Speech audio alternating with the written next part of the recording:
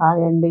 ఇప్పుడు నేను మహాభారతంలోని అరణ్య పర్వంలో షష్టమ శ్వాసాన్ని నేను పారాయణ చేస్తానండి. మీరు శ్రవణం చేయండి. జనమేజయుడు: ఓ వైశంపాయన మహర్షి, మానవాతీత శక్తులతో పోరాడి జయించిన అర్జునుడి శౌర్యం నాకు విస్మయాన్ని కలిగిస్తోంది. అదేవిధంగా ధర్మరాజు ప్రదర్శించిన ఔదార్యం ముల్లోకాలకు ఆదర్శప్రాయంగా నిలిచేదిగా ఉంది. ఇక దుర్యోధనుడు పరాభవాన్ని తలుచుకుంటే నాకు ఎంతో జుగుప్స కలుగుతోంది. ఓ మహర్షి, పుట్టిన నాటి నుండి పాండవులకు కీడు చేయడమే వ్రతంగా పెట్టుకున్న దుర్జనుడైన దుర్యోధనుడు ఈ అవమాన భారాన్ని ఎలా తట్టుకోగలిగాడు? దుర్యోధనుడు స్వాభిమాన ధనుడిగా కథ వింటాము. అతడు గంధర్వుల చేతిలో చిక్కి ఓడిపోవడం ఒక అవమానం అయితే, పాండవుల దయాభిక్ష చేత ప్రాణాలు దక్కించుకుని బయటపడడం అంతకన్నా గొప్ప పరాభవం కాదా? ఇంతటి పరాభవాన్ని దిగమింగి ఎట్లా బతకగలిగాడు? చూడగా ఏదో అద్భుత పశ్చాత్తాపంగా తెలుస్తోంది. ఆ పైన దుర్యోధనుడు ఏ విధంగా ప్రవర్తించాడో చెప్పు, నాకు వినాలని చాలా కుతూహలంగా ఉంది అన్నాడు వైశంపాయన మహర్షి. ఓ జనమేజయ మహారాజా, దుర్యోధనుడు పాండవుల చేత బంధవిముక్తుడై అవమాన భారంతో కొంత దూరం ప్రయాణం చేసి తర్వాత కుటీరాలు నిర్మించుకుని విడిది చేశాడు. మనశ్శాంతి లేనివాడ ఏకాంతంగా పరితపించాడు. అతడికి జరిగిన పరాభవం వలన రాహువును మింగిన చంద్రుడి వలె కళావిహీనుడై పడి ఉన్నాడు. అప్పుడు కర్ణుడు ఆ గదిలో ప్రవేశించి రాజమర్యాదలన్నీ పాటించి ఇలా అన్నాడు. కర్ణుడు: మహారాజా, మానవులకు సాధ్యం కాని ఘనకార్యాన్ని సాధించగలిగావు. గంధర్వులు సింహం లాంటి బలవంతులు మాత్రమే కాదు, అనేక దివ్యాస్త్రాలు ఉన్నవారు, అన్నిటినీ మించి మాయావులు, మాయా యుద్ధంలో నేర్పరులు. అటువంటి వారిని మానవ మాతృలు ఎదిరించి పోరాడడం సామాన్యమైన విషయం కాదు. అటువంటి గంధర్వులతో నువ్వు నీ తమ్ములు పోరాడి గెలవడం నిజంగా మెచ్చదగిన విషయం సుమా. నేను గంధర్వులతో యుద్ధం చేసిన తీరు చూశారు కదా. అనేక మంది గంధర్వులు నేలకూల్చాను. మన సేనల సహాయ సహకారం లేకపోయినా ఒంటరిగా పోరాడాను. ఇందులో నా రథం కాస్త విరిగిపోయింది. నేనప్పుడు వికర్ణుడి రథంలో అధిరోహించాల్సి వచ్చింది. అది నన్ను యుద్ధభూమి నుంచి దూరంగా తీసుకుపోయింది. ప్రభు, నువ్వు శత్రువుని జయించి గాయాలు లేకుండా బయటపడ్డావు. అందుకు నేనెంతో సంతోషిస్తున్నాను. నీ వంటి పరాక్రమాన్ని ప్రదర్శించిన వారు లోకంలో అతి తక్కువ మంది ఉంటారు సుమా. దుర్యోధనుడు: పాపరహితుడైన కర్ణ, యథార్థంగా జరిగిన విషయం నువ్వు ఎరుగవు. అందువలన ఇంత అమాయకంగా మాట్లాడుతున్నావు. జరిగిన పరాభవానికి కుంగిపోయాను నేను. అయినా జరిగిందంతా జరిగినట్లు చెప్తాను విను. ఓ కర్ణ, నేను తమ్ములందరితో గంధర్వులతో పోరాడటం, కొంతమంది మరణించారు, కొందరు గాయాల పాలయ్యారు. అప్పుడు గంధర్వ రాజైన చిత్రసేనుడు నాతో ద్వంద్వ యుద్ధం చేశాడు. అతడు నన్ను ఓడించి నన్ను, నా భార్యల్ని, తమ్ముల్ని, స్నేహితుల్ని, కొడుకుల్ని బంధించి ఆకాశ మార్గాన తీసుకుపోయాడు. అది చూసిన మన వాళ్ళంతా పాండవుల దగ్గరకు పరిగెత్తుకుని వెళ్ళి దీనంగా శరణు కోరారు. జనులందరి చేత పూజించబడే ధర్మరాజా, తమ్ములకు ఎన్నో నీతులు ధర్మాలు చెప్పి ఒప్పించి గంధర్వులతో యుద్ధం చేయమని పంపాడు. మొదట్లో మంచి మాటలు చెప్పి మమ్మల్ని అందరినీ బంధవిముక్తులు చేసి తీసుకుని రమ్మన్నాడు. గంధర్వులు మంచి మాటలకు లొంగిపోలేదు. యుద్ధం చేసి వాళ్ళని ఓడించి మమ్మల్ని బంధవిముక్తులు చేయమని ఆజ్ఞాపించాడు. ధర్మరాజు ఆజ్ఞ ప్రకారం భీమార్జున, నకుల, సహదేవులు గంధర్వులతో భీకరమైన యుద్ధం చేసి వారిని కట్టడి చేశారు. భయపడిన గంధర్వులు మమ్మల్ని అందరినీ బంధించి ఆకాశ మార్గాన ఎత్తుకుని పారిపోవడానికి ప్రయత్నించారు. వారి పన్నాగాన్ని పసిగట్టిన అర్జునుడు ఆకాశానికి బాణాలతో గోడ కట్టి వారి పన్నాగాన్ని భగ్నం చేశాడు. వేరే మార్గాంతరం లేక గంధర్వులు చిత్రసేనుడు తన పాత స్నేహితుడైన అర్జునుడితో ఇలా అన్నాడు. మహాసూరుడు అయిన ఓ అర్జున, ఈ దుర్యోధనాదుల్ని మా అంతటా మేము బంధించలేదు. ఇది ఇంద్రుడి ఆజ్ఞ కావటం వలన తప్పనిసరిగా చేయవలసి వచ్చింది అన్నారు. వారి మాటలు వింటున్న నేను హీనస్థితికి సిగ్గుపడిపోయాను. అవమానం భరించడం కన్నా భూమిని రెండుగా చీలిపోతే అందులో పడి చచ్చిపోవాలనిపించింది. అంతటా భీమార్జున, నకుల, సహదేవులు గంధర్వరాజును మమ్మల్ని వెంట పట్టుకుని ధర్మరాజు వదిలి నిలబెట్టారు. మన పన్నాగం బెడిసి కొట్టడం వలన బందీలైన ఉన్న వాళ్ళందరినీ ఆ అజాతశత్రువైన ధర్మరాజు విడిపించి పెట్టమని గంధర్వరాజును ఆజ్ఞాపించాడు. అప్పుడు నేను బంధవిముక్తుడినయ్యాను. కర్ణ, శత్రువుల ముందు మిక్కిలి పరాభవానికి గురయ్యాను. ఇక ప్రజలంతా నన్ను విక్రించరా? నేను ఏ ముఖం పెట్టుకుని ఈ భూమిని పరిపాలించగలను? ఇక మీదట ఏ ముఖం పెట్టుకుని నలుగురిలో తిరగగలను? అయ్యో కర్ణ, నేనెంతటి దురవస్థ ప్రాప్తించింది. నాకెంతటి దురవస్థ ప్రాప్తించింది. ఈ గంధర్వ సమూహంతో పోరాడి పరాక్రమం ప్రదర్శించి వీర మరణమైన పొందలేకపోయాను కదా, అప్పుడు కీర్తి అయినా దక్కేది. దుర్యోధను ప్రాయోపవేశం చేయబోనుట. ఓ కర్ణ, నాకు ఇటువంటి దీనస్థితి దాపురించింది. నేను ప్రాయోపవేశం చేసి ప్రాణత్యాగం చేస్తాను. మీరెంత దుశ్శాసన నాయకుడిగా స్వీకరించి హస్తినాపురానికి వెళ్ళండి. ఇన్నాళ్ళు మిత్రులకు సంతోషాన్ని, శత్రువులకు దుఃఖాన్ని కలిగిస్తూ వచ్చాను.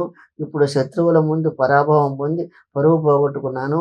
ఇక పైన తల ఎత్తుకుని తిరగలేను. ధృతరాష్ట్రుడితో కూడా ఎదుట నిలబడి మాట్లాడలేను. కురువంశ పెద్ద అయిన భీష్ముని ముఖం ఎట్లా చూపగలను? గురువు అయిన కృపాచార్య ద్రోణాచార్యుల సమక్షంలో ఎట్లా కూర్చోగలను? పురోహితులు కానీ పురజనులు కానీ ఎదుట పడితే వారితో ఎట్లా మాట్లాడగలను? కర్ణ, దురహంకారం గలవాడు సిరి సంపదలతో తొలతూగవచ్చు, మంచి చదువు చదవచ్చు. అయినా కూడా మూర్ఖులు పోయే దారిని పోయి కర్ణ, దురహంకారం కలవాళ్ళు సిరి సంపదలతో తొలతూగవచ్చు, మంచి చదువులు చదవవచ్చు. అయినా కూడా మూర్ఖులు పోయే దారిని పోయి నశిస్తాడే కానీ సజ్జనుల మార్గంలో పోలేడు. అయ్యయ్యో, నాకెంతటి దురవస్థ వచ్చింది. శత్రువుల చేతిలో ఓడిపోయి బంధించబడుటయా? అట్టి నాపై జాలిపడి వేరొకడు బంధ విముక్తుడిని చేయుటయా? దైవం ఏ విధంగానైనా జరిపించగల సమర్థుడే. ఎంతటి బలవంతులైనా ఇది విధి చేతిలో కీలుబొమ్మలే కదా. ప్రాణం కన్నా మానం గొప్పదంటారు కనుక అంతటి ఘన పరాభవాన్ని పొంది ఇంకా ఈ శరీరాన్ని నిలుపుకోవాలన్న కోరిక లేదు. నేను ప్రాయోపవేశం చేసి శరీర త్యాగం చేస్తాను. నన్నెవరూ ఆపలేరు. ఇది నిశ్చయము. నాయన దుశ్శాసన, నీకు ఇప్పుడే రాజ్యాభిషేకం చేస్తాను. శకుని, కర్ణుడు నీకు చేదుడు వాదుడుగా ఉంటారు. ఈ భూమండలాన్నంతా ఏకఛత్రాధిపతివే పరిపాలించు. నీ తమ్ములందరూ సంతోషంగా ఉండేట్లు చూసుకో. బ్రాహ్మణోత్ములకు అగ్రహారాలు ఇచ్చి పోషించు. పెద్దల్ని పూజించు. శత్రువుని నిర్మూలన చెయ్యి. సూర్యులైన మిత్రుల్ని గౌరవించు. దుర్యోధనుడు ఈ విధంగా మాట్లాడుతూ ఉంటే దుశ్శాసనుడు గుండెల్లో గుణపాలు దింపినట్లు అనిపించింది. ఇక నిలబడలేక దుర్యోధనుడి కాళ్ళ మీద పడి బోరుని ఏడ్చాడు. దుశ్శాసనుడు, దుర్యోధన సార్వభౌమ, ఈ రాజ్యం నీకోసం ఏర్పడింది. ఈ పృథ్వీ రెండుగా చీలిపోయి కాక సముద్రాలు ఇంకిపోయే సరే, సూర్యచంద్రులు గతులు తప్పినా సరే, నువ్వు ఏలవలసిన రాజ్యాన్ని నేను ఎన్నడూ తాకలేను. నువ్వే మిత్రుల్ని బంధువుల్ని పోషిస్తూ ఈ భూమండలాన్ని 100 ఏళ్ళు పరిపాలించు. ఈ విధంగా దుశ్శాసనుడు ఘోరను ఏడుస్తుంటే దుర్యోధనుడు మగవాడే చూస్తూ కూర్చున్నాడు. అప్పుడు కర్ణుడు వాళ్ళిద్దరినీ మందలిస్తూ ఇలా అన్నాడు. కర్ణుడు, మీరిద్దరూ పసిపిల్లల్లా ఈ విధంగా ఎందుకు ఏడుస్తున్నారు? ఎంతటి వారికైనా దుఃఖం మంచిది కాదు. మీరు ధైర్యంగా ఉండాలి. లేకపోతే దుఃఖించే వాడిని చూస్తే శత్రువులు సంతోషిస్తారు. అంతేకాదు దుఃఖించే వారికి మరిన్ని కష్టాలు వచ్చి మీద పడతాయి. దుర్యోధన మహారాజా, నువ్వు చంద్రవంశంలో జన్మించిన వాడలో శ్రేష్ఠుడువు. అటువంటి నువ్వు ఒక నీచ కులంలో పుట్టిన వాడిలా దుఃఖించడం తగదు. మహారాజు భోగాలు అనుభవించడానికి స్వీకరించిన ఈ శరీరాన్ని త్యాగం చేయాలనుకోవడం ధర్మమేనా? ఆత్మహత్య వంటి ఆలోచనలు దుర్బల మనస్కులు చేస్తారే కానీ క్రమశిక్షణ కలిగిన నీలాంటి రాజులకు ఇది తగునా? కౌరవులకు ప్రభు అయిన ఓ దుర్యోధన సార్వభౌమ, నువ్వు మాకు అధిపతివి. నువ్వు దుఃఖంలో మునిగిపోతే నేను నమ్ముకొని బతుకుతున్న నీ తమ్ములు నేను కూడా దుఃఖమనే అగ్నికి ఆహుతి కాక తప్పదు. మా పట్ల కరుణతోనైనా నువ్వు ఆత్మహత్య వ్రతాన్ని విరమించు. దుర్యోధన, ఒక విషయం నిర్మలమైన మనసుతో ఆలోచించు. పాండవులు ఎవరు? నీ రాజ్యంలో నివసిస్తున్న పౌరులే కదా. రాజుకు ఆపద వచ్చినప్పుడు తన ప్రాణాలను పణంగా పెట్టి ఆయన రాజును రక్షించడం పౌరుల ధర్మం కాదా? అంతేకాదు, ఏనాడైతే యోధంలో ఓడిపోయారో ఆనాటి నుండి పాండవులు నీకు సేవకులయ్యారు. సేవకుల ధనధాన్య పౌరుష ప్రభావాలన్నీ వారి ప్రభు అయిన నీ సొత్తే కదా. అనగా నీ కరువులో ఉంటూ ప్రతిరోజు నీకు మేలు చేస్తూ ఉండాల్సిన వారే ఈ విధంగా గంధర్వులను తరిమికొట్టి వారు తమ ప్రభుభక్తిని చాటుకొని ధన్యులయ్యారు. నువ్వు ఈ విధంగా సూక్ష్మ దృష్టితో పరిశీలించి నీ ప్రాయోపవేశ దీక్షను విరమించుకో. కర్ణుడు ఎంత చెప్పినా దుర్యోధన మనసు మారలేదు. ప్రాయోపవేశ వ్రతానికే పట్టుబట్టి కూర్చున్నాడు. అప్పుడు శకుని దుర్యోధనుడితో ఇలా అన్నాడు. శకుని, ఓ దుర్యోధన మహారాజా, చిన్నవాడైన కర్ణుడు ధర్మాన్ని చక్కగా సూక్ష్మ దృష్టితో చూసి వివరించాడు.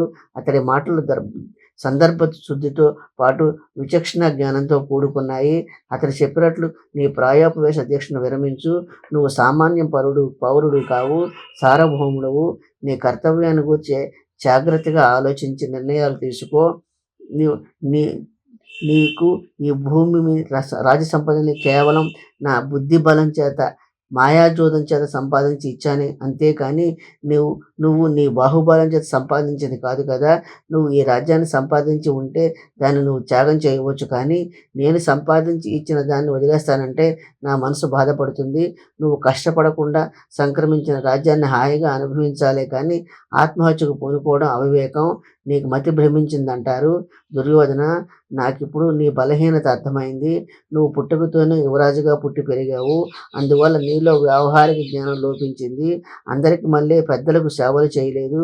పెద్దలకు సేవలు చేయడం వల్ల మనిషిలో ఆగ్రహం, మనోవ్యాకులత వంటి వికారాలు తట్టుకునే శక్తి కలుగుతుంది. కానీ నీకు అదంతా శృత పాండిత్యమే అనగా కేవలం గ్రంథాలు చదివి మాత్రమే తెలుసుకున్నావు. అందువల్ల నీకు లౌకిక జ్ఞానం అబ్బలేదు. ధీరుడైన వాడు ఇటువంటి వ్యాకులతలను కానీ విచారాన్ని కానీ దగ్గరకు రానీయడు.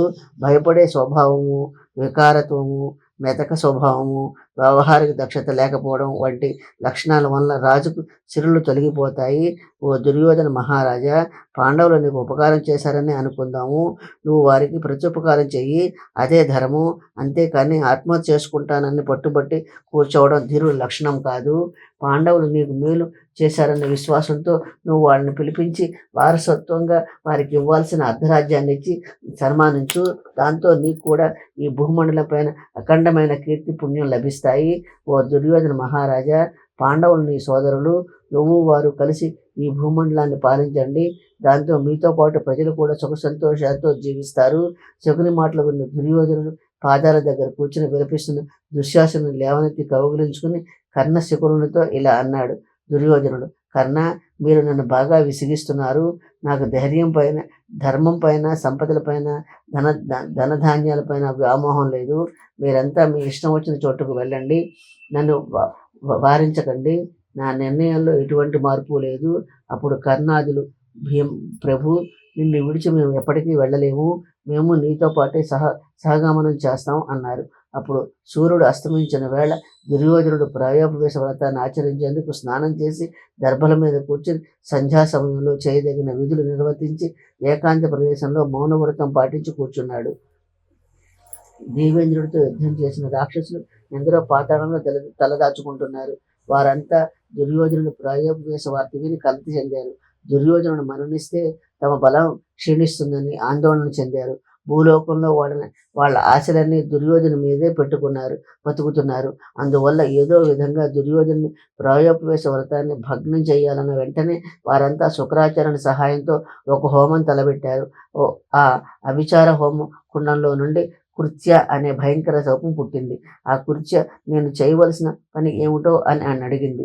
అందుకు రాక్షస శ్రేష్ఠులు భూలోకానికి పోయి ఆమరణ దీక్షలో ఉన్న దుర్యోధనుని ఇక్కడికి తీసుకురమ్మని ఆజ్ఞాపించారు.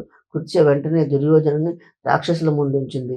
రాక్షస నాయకుడు దుర్యోధనుడితో ఇలా అన్నాడు.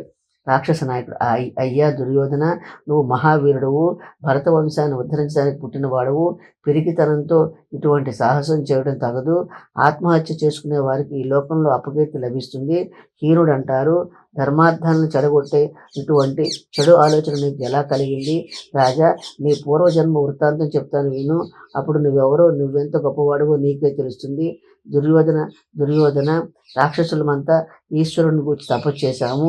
ఆయన మా యందు కరుణ కలవాడే నిన్ను సృష్టించి మాకు నాయకుడిగా ఇచ్చాడు. ఈ శరీరం మానవ నిర్మితం కాదు. పరమశివుడు పార్వతీదేవితో కలిసి ప్రత్యేక లక్షణాలతో నీ శరీరాన్ని సృష్టించాడు. నీ శరీరంలోని మొదటి భాగం శిరస్సు నుండి బొడ్డు వరకు వజ్రంతో ఏర్పడింది. శస్త్రాలేవి నీ శరీరాన్ని ఖండించలేవు. నీ శరీరం నిత్య సుకుమారమైనది. దేవతా స్త్రీలకు, మానవ స్త్రీలకు మితిలేని మానసికోల్లాసాన్ని ఇస్తుంది.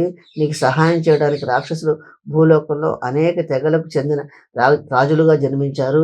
వారంతా గొప్ప పరాక్రమశాలురు, దివ్యాస్త్రాన్ని ప్రయోగించే నేర్పగలవారు. భగవదత్తుడు అంటారు. దత్తుడు వంటి వీరులంతా నీకు స్నేహితులవుతారు. అలాగే భీష్ముడు, ద్రోణుడు, కృపుడు మొదలైన వారంతా దైవాంశతో మానవులుగా జన్మించారు. అయితే వారి మనసులపై రాక్షస ప్రభావం పడడం చేత నీతోనే అంటిపెట్టుకుని ఉంటున్నారు.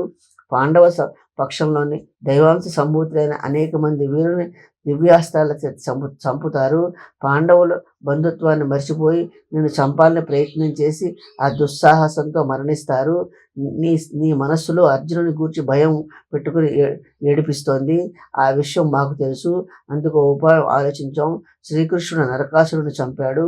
ఆ నరకుడు అంశ కర్ణుడిలో ప్రవేశించింది. అప్పుడు కర్ణుడు శక్తి సామర్థ్యాలతో కృష్ణార్జున్ ఇద్దరిని సంహరిస్తాడు. ఇంద్రుడు అర్జునుని కాపాడేందుకు కర్ణుడి కవచకుండలాన్ని అపహరిస్తాడు. దీన్ని బట్టి కర్ణుడు ముందు అర్జునుడు తీసుకట్టిన రుజువైంది కదా. భూలోకంలో కోట్లాది రాక్షస వీరులు సంసక్తులు అనే పేరు గల వారు జన్మిస్తారు. వారంతా అమిత పరాక్రమశాలురు. మీరెవరు యుద్ధరంగంలో వెడుకడుగు వేసేవారు కారు. ఆ యోధులంతా కలిసి కర్ణుని ఓడిస్తారు. కురువంశాన్ని ఉద్ధరించే దుర్యోధన మహారాజా, ఈ విధంగా సమస్త భూమండలం నీ ఏలుబడిలో ఉంటుంది కనుక ఏకఛత్రాధిపతి అవుతావు. ఇప్పుడు నువ్వు మా అందరి దయ మీద దయ చూపాలి. ఆత్మహత్యకు పాల్పడే రాక్షసులందరినీ దీనాతి దీనునిగా చేయకు. ఈ విధంగా రాక్షస దుర్యోధనుడికి సన్మానించి సాగనింపారు. ఆ కృత్య తిరిగి దుర్యోధనుని అతని స్వస్థలంలో విడిచిపెట్టింది. దుర్యోధనుడికి అది కలో నిజమో తెలియలేదు. ఎంతో ఆశ్చర్యపోయాడు. చివరకు అది భ్రమ కాదని నిజమేనని నమ్మాడు. ఈ వృత్తాంతం మూలంగా తన పాండవులను తేలిగ్గా జయించగలనని ఉవ్విళ్ళూరాడు వైశంపాయనుడు. ఓ జనమేజన మహారాజా, ఆ రాత్రి జరిగిన వృత్తాంతాన్ని ఎవరికీ చెప్పకూడదనుకున్నాడు. తెల్లవారింది. కర్ణుడు దుర్యోధను వద్దకు వెళ్ళి ఇలా అన్నాడు. కర్ణుడు: మహారాజా, మరణించిన తర్వాత విరోధిని జయించగలమా? మరణాలు ఎవరికీ శుభాలు తెచ్చిపెట్టవు. ఆత్మహత్యకు ఎవరు హర్షించరు. ఏదో ఒక రోజున అంతా మరణించేవారే. అట్లాగని బలవంతంగా చావుని కోరుకుంటామా? రాజా, నువ్వు పరాక్రమ ప్రభావాలతో శోభించాల్సిన సమయం ఇది. ఇంకొక మాట కూడా చెప్తాను విను. అర్జునుడంటే నీకు ఏదో ఒక మూల భయం దాగి ఉందని నాకు తెలుసు. ఈ ధనుసు మీద ఒట్టు పెట్టుకుని చెప్తున్నాను. 14వ సంవత్సరంలో ఎట్లాగూ యుద్ధం తప్పదు. ఆ భయంకర యుద్ధంలో అర్జునుడిని సంహరిస్తాను. కర్ణుడు చేసిన శపథం, రాత్రి వచ్చిన కళ రెండూ తలుచుకుని అవే శుభశకునాలను నమ్మి మంత్రుల్ని పిలిచి హస్తినాపురం వెళ్లేందుకు ప్రయాణ సన్నాహాలు చేయమని ఆజ్ఞాపించాడు. ఒక రోజున దుర్యోధను శకుని కర్ణుడు తమ్ముడు మంత్రులతో కలిసి కొలువు తీరి ఉండగా భీష్ముడు దుర్యోధనుడితో ఇలా అన్నాడు. దుర్యోధన, ఘోషయాత్రకు వెళ్ళవద్దని పెద్దలు చెప్పినా వినకుండా వెళ్ళావు. చెప్పుడు మాటలకు చెవియొగ్గి దుస్సాహసం చేశావు. అప్పుడేమైందో నీకే తెలుసు కదా. ధర్మాత్ముడైన ధర్మనందనను కల్పించుకోవడం వలన బ్రతికి బయటపడ్డావు. లేకపోతే నువ్వు, నీ భార్యలు, తమ్ముళ్ళు గంధర్వరాజు చెరసలలో మగ్గుతూ ఉండేవారు. దుర్యోధన, నీ కర్ణుడి మాటలంటే ఇష్టం, కానీ అతగాడు ఎంతటి సూర్యుడో నీ కళ్ళతో నువ్వే చూసావు కదా. నువ్వు, స్త్రీలు, నీ తమ్ముళ్ళు గంధర్వుడి చేతిలో చిక్కి బందీలైనప్పుడు ఆ కర్ణుడు విరికి పందవలే మిమ్మల్ని అందరినీ వదిలిపెట్టి పారిపోయాడు. గంధర్వులతో జరిగిన యుద్ధంలో కర్ణుడిని సత్తా ఏమిటో తెలుసుకున్నావు కదా. దుర్యోధన, పాండవులు పరాక్రమవంతులు, అనేక బలవంతులు మాత్రమే కాదు, మంచితనం ఉన్నవారు. ఈ కర్ణుడు వ్యర్థంగా కయ్యానికి కాలు దువ్వే స్వభావం కలవాడు. ఇటువంటి మాటలు పోచుకోలని నమ్ముకొని నీ వంశాన్ని నాశనం చేయకు. పాండవులతో స్నేహంగా మెలుగు. అందువల్ల అంతా సుఖశాంతులతో బతుకుతారు. భీష్ముడు మాటలు లెక్క చేయకుండా దుర్యోధనుడు శకుని కర్ణాదులు వెంటబెట్టుకుని అక్కడ నుండి వెళ్ళిపోయాడు. భీష్ముడు కూడా ఎందుకు మాట్లాడానా అని పశ్చాత్తాపడుతూ ఇంటికి వెళ్ళాడు. ఆ తర్వాత దుర్యోధనుడు తిరిగి వచ్చి తన మంత్రులతో సమాలోచనలు కొనసాగించాడు. దుర్యోధనుడు: మనం ఏం చేయాలి? ఏం చేస్తే మన కీర్తి ఇనుమడిస్తుంది? ఓ కర్ణ, నీ వంటి మహావీరుడు నా పక్కన ఉంటే నేను పొందలేనిది ఏమైనా ఉంటుందా? ధర్మరాజు రాజసూయ యాగాన్ని చేసినప్పటి నుండి నేను కూడా రాజసూయం చేయాలని మనసు ఊబిళ్ళూరుతోంది. కర్ణ, నా చేత ఈ యాగం చేయించు, పుణ్యం కట్టుకో. కర్ణుడు: ఓ దుర్యోధన సార్వభౌమ, రాజసూయ యాగాన్ని చేయడానికి నువ్వు అంతగా దిగులు పడటం ఎందుకు? నువ్వు తలుచుకున్నంత మాత్రాన చేయగలవు. ఎట్లాగంటే ఇప్పుడు లోకంలో ఉన్న రాజులంతా నీ సామంతులే కదా. నీకు యాగం మీద అంత కోరిక ఉంటే వెంటనే ప్రారంభించు. రాజులందరినీ ఆహ్వానిస్తూ దూతలను పంపు. బ్రాహ్మణ శ్రేష్ఠులను ఆహ్వానించు. గొప్ప యజ్ఞశాల నిర్మాణానికి ఆజ్ఞాపించు. యువస్తంభాన్ని ఏర్పరచు. అన్న సందర్పణ చేయడానికి, పిండి వంటలు చేయటానికి కావలసిన పదార్థాలు సమకూర్చమని మంత్రులను ఆదేశించు. నువ్వు తలపెట్టిన ఈ కార్యాన్ని దేవేంద్రులాగా కూర్చున్న చోట నుండి నిర్వహించగలవు. దుర్యోధనుడు: ఓ బ్రాహ్మణోత్తములారా, నేను అశ్వమేధాన్ని యాగాన్ని చేయాలనుకున్నాను. మీరంతా అందుకు కావాల్సిన ఏర్పాట్లు చేయండి.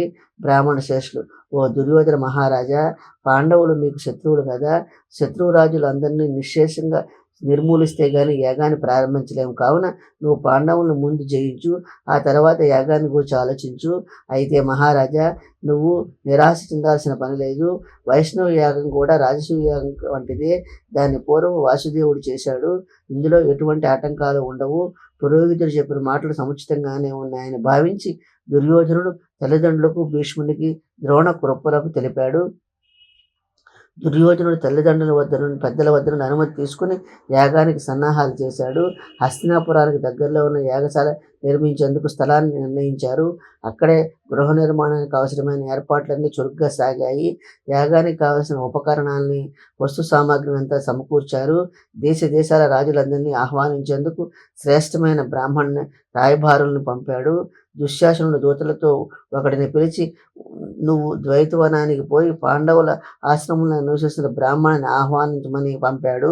ఆ దూత ద్వైతవనానికి పోయి ఇలా అన్నాడు: రాయబారి, రాజుల్లో శ్రేష్ఠుడైన ధర్మరాజా, కౌరవులలో శ్రేష్ఠుడైన దుర్యోధనుడు తన శౌర్యానికి, ప్రభావానికి తగ్గట్టుగా గొప్ప యజ్ఞాన్ని చేయ తలపెట్టాడు.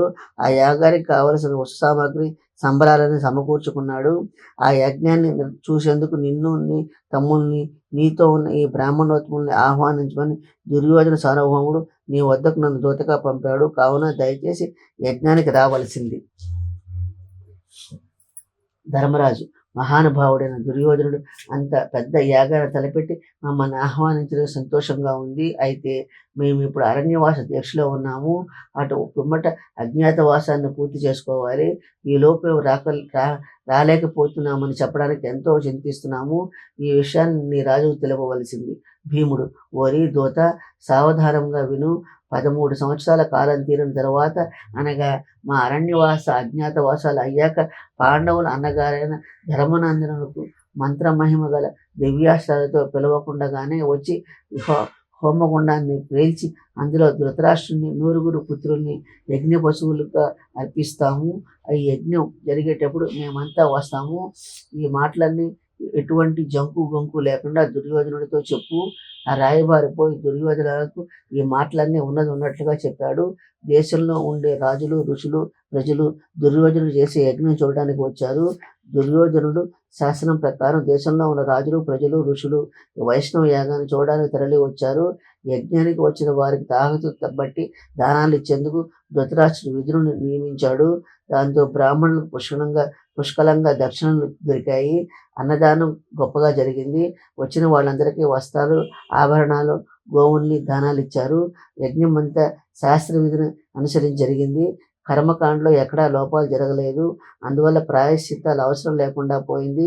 యజ్ఞం పూర్తి అయిన తరువాత పవిత్ర స్నానాలు జరిగిపోయాయి.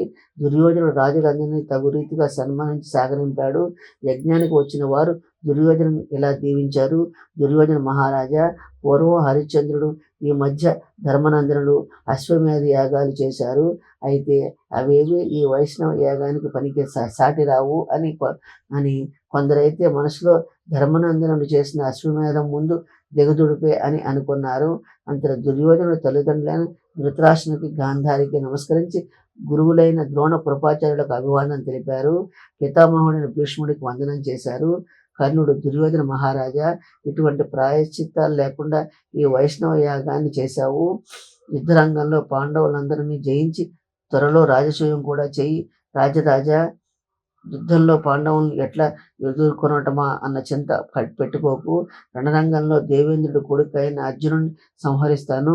అంతవరకు నేను నా కాలి గోళ్లను కడుక్కోను, శపథం చేస్తున్నాను అన్నాడు. కర్ణుడి మాటలు ఉన్న దుర్యోధనుడు పరమానంద భరితుడే కర్ణుని గాఢంగా కౌగిలించుకున్నాడు.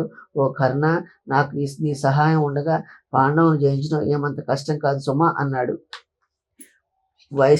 వైశంపాయనుడు: ఓ జనమేజయ మహారాజా, అక్కడ ద్వైతవనంలో కర్ణుడి ప్రతిజ్ఞ విన్న ధర్మరాజు మిక్కిలి కలత చెందాడు. ఎందువలనంటే అతడు పుట్టుకతోనే కవచ కుండలాలను ధరించి పుట్టాడు. అవి ఉన్నంత వరకు అతన్ని ఎవరూ చేయించలేరు. ఇక్కడ హస్తినాపురంలో దుర్యోధనుడు తనకు సంక్రమించిన ఐశ్వర్యాన్ని, తాను భోగాలు అనుభవిస్తూ సహచరులందరికీ సుఖాలను పంచిపెడుతూ త్యాగాన్ని, భోగాన్ని మేళవించి అందరి అనురాగాన్ని చూరగొన్నాడు జనమేజయుడు. ఓ వైశంపాయన మహర్షి, పాండవులు దుర్యోధనుడు గంధర్వుల నుండి బంధవిముక్తుడిని చేసి తరువాత వారి అరణ్యవాసం ఎట్లా సాగింది, ఆ వివరాలు చెప్పు. ధర్మరాజును క్రూర మృగాలు ప్రార్థించుట. వైశంపాయన మహర్షి, జనమేజయ మహారాజా, ధర్మరాజు ఒకరోజు రాత్రి ద్వైతవనంలో నిద్రిస్తుండగా అతనికి స్వప్నం వచ్చింది. ఆ స్వప్నంలో అడవి జంతువులన్నీ సమూహంగా వచ్చి, పుణ్యాత్మ, మీరు ప్రతిరోజు వేటాడి మమ్మల్ని చంపుతూ ఉండడం వలన మా సంఖ్య గణనీయంగా తగ్గుతుంది. మీరు జాలిగుండె కలవారు కదా, మా జాతులు అంతరించిపోకుండా ఉండాలంటే మీరంతా వేరే వనానికి పోయి నివసించండి. అప్పుడు మేము సుఖంగా బ్రతకగలము అన్నాయి. ధర్మరాజు నిద్రలేచిన తరువాత తమ్ముడితో, మనం ఈ వనాన్ని వదిలి వెళ్ళిపోదాము. సుమారు 20 నెలలుగా ఇక్కడే ఉంటున్నాము. ఇప్పుడు కామేక వనంలో జంతువులు సమృద్ధిగా ఉన్నాయి. అక్కడ మంచి పండ్లు, కూరగాయలు పుష్కలంగా లభిస్తాయి. అక్కడ సరోవరాలు కూడా మనోహరంగా ఉంటాయి. కావున మనమందరం తృణబిందు మహర్షి ఆశ్రమంలో ఉందాము అన్నాడు. ఆ విధంగా పాండవులు కామేక వనానికి పోయి అక్కడ నివాసం ఏర్పరచుకున్నారు. అక్కడే దొరికే కూరగాయలు, ఫలాలు, కందమూలాలు మితంగా తింటూ కాలం గడుపుతున్నారు. ఒకరిని ఒకరు ఓదార్చుకుంటూ, జూదం వలన వాళ్ళు అనుభవిస్తున్న కష్టాలను తలుచుకుంటూ 11వ సంవత్సరం గడిపేశారు. వనవాసం గడువు దగ్గరలో పడటంతో అందరి ముఖాలలో సంతోషం స్పష్టంగా కనిపిస్తోంది. అటువంటి సమయంలో ఆశ్రయించిన వారిని అనుగ్రహించే వేదవ్యాస మహర్షి పాండవుల వద్దకు వచ్చాడు. ధర్మరాజాదులు వ్యాస మహర్షికి ఎదురుగా వెళ్ళి స్వాగతం పలికి అర్ఘ్యపాద్యాదులతో గౌరవించి పూజించారు. వేదవ్యాసుడు, ధర్మరాజా, కాలంతో పాటు మానవుల కష్టసుఖాల్లో కూడా మార్పులు వస్తూ ఉంటాయి. తెలివిగల వాడైతే కాలం తెచ్చిపెట్టే సుఖాలను పొంగిపోడు. కష్టాలు ఎదురైనప్పుడు జాగ్రత్తగా వ్యవహరిస్తాడు. ధర్మరాజా, నీ మనసులోని అలజడ నేను గ్రహించాను. ఓర్పు వహించు. తపస్సు అన్నిటికంటే కన్నా గొప్పది. తపస్సు వలన సమస్తము లభిస్తాయి. కాబట్టి తపస్సు చెయ్యి. తపస్సుకు చిహ్నాలు ఏమిటంటే ఓర్పు, అహింస, సత్యము, సహభావన, ఇంద్రియ నిగ్రహము, శమము, నిస్వార్థంతో చేసే దానము. ఇవే తపస్సుకు ముఖ్య చిహ్నాలు. దానం అంటే తమ ధర్మాన్ని కానీ, వస్తువులను కానీ ప్రతిఫలాపేక్ష లేకుండా ఇవ్వడం. ధర్మం అంటే చాలా అర్థాలు ఉన్నాయి. అనగా నిస్వార్థ త్యాగం, పరోపకారంతో పాటు విశ్వశ్రేయస్సులు కూడా ఇమిడి ఉంటుంది. ధర్మరాజు మహర్షి, తపస్సు, దానము రెండు గొప్పవే. అయితే ఈ రెండింటిలో ఏది అధికంగా ఫలాన్ని ఇస్తుంది? వ్యాస భగవానుడు, ఓ ధర్మరాజా, దానం అంటే ఏమిటి? ధనాన్ని విడిచిపెట్టడమే కదా. అదే ఎక్కువ ఫలాన్ని ఇస్తుంది. ఎందువలనంటే మానవులు ప్రాణాలనైనా ఇస్తారు కానీ ధనాన్ని వదులుకోరు. జనులు ధనం సంపాదించేందుకు నానా కష్టాలు పడతారు. అడవుల్లో, కొండల్లో కష్టపడి పనిచేసి ధనం సంపాదిస్తారు. ఇంకా ఎన్నో కష్టాలు ఎదుర్కొని సంపాదించిన ధనాన్ని వదులుకోవడానికి పడుతున్నారంటే అది గొప్ప విషయం అని అంగీకరించక తప్పదు. అయితే అధర్మ మార్గంలో సంపాదించిన ధనాన్ని దానం చేయడం మానవులకు అలవాటు. అటువంటి దానాల వలన ఫలం సిద్ధించదు. ధర్మ మార్గంలో సంపాదించిన ధనాన్ని దానం చేస్తేనే ఫలితం లభిస్తుంది. అలాగే దానం వలన కానీ మంచి ఫలాన్ని పొందాలంటే 3 అంశాలను పాటించాలి. దానం సరైన సమయంలో ఇవ్వాలి. 2 సరైన ప్రదేశాల్లో ఇవ్వాలి. యోగ్యుడైన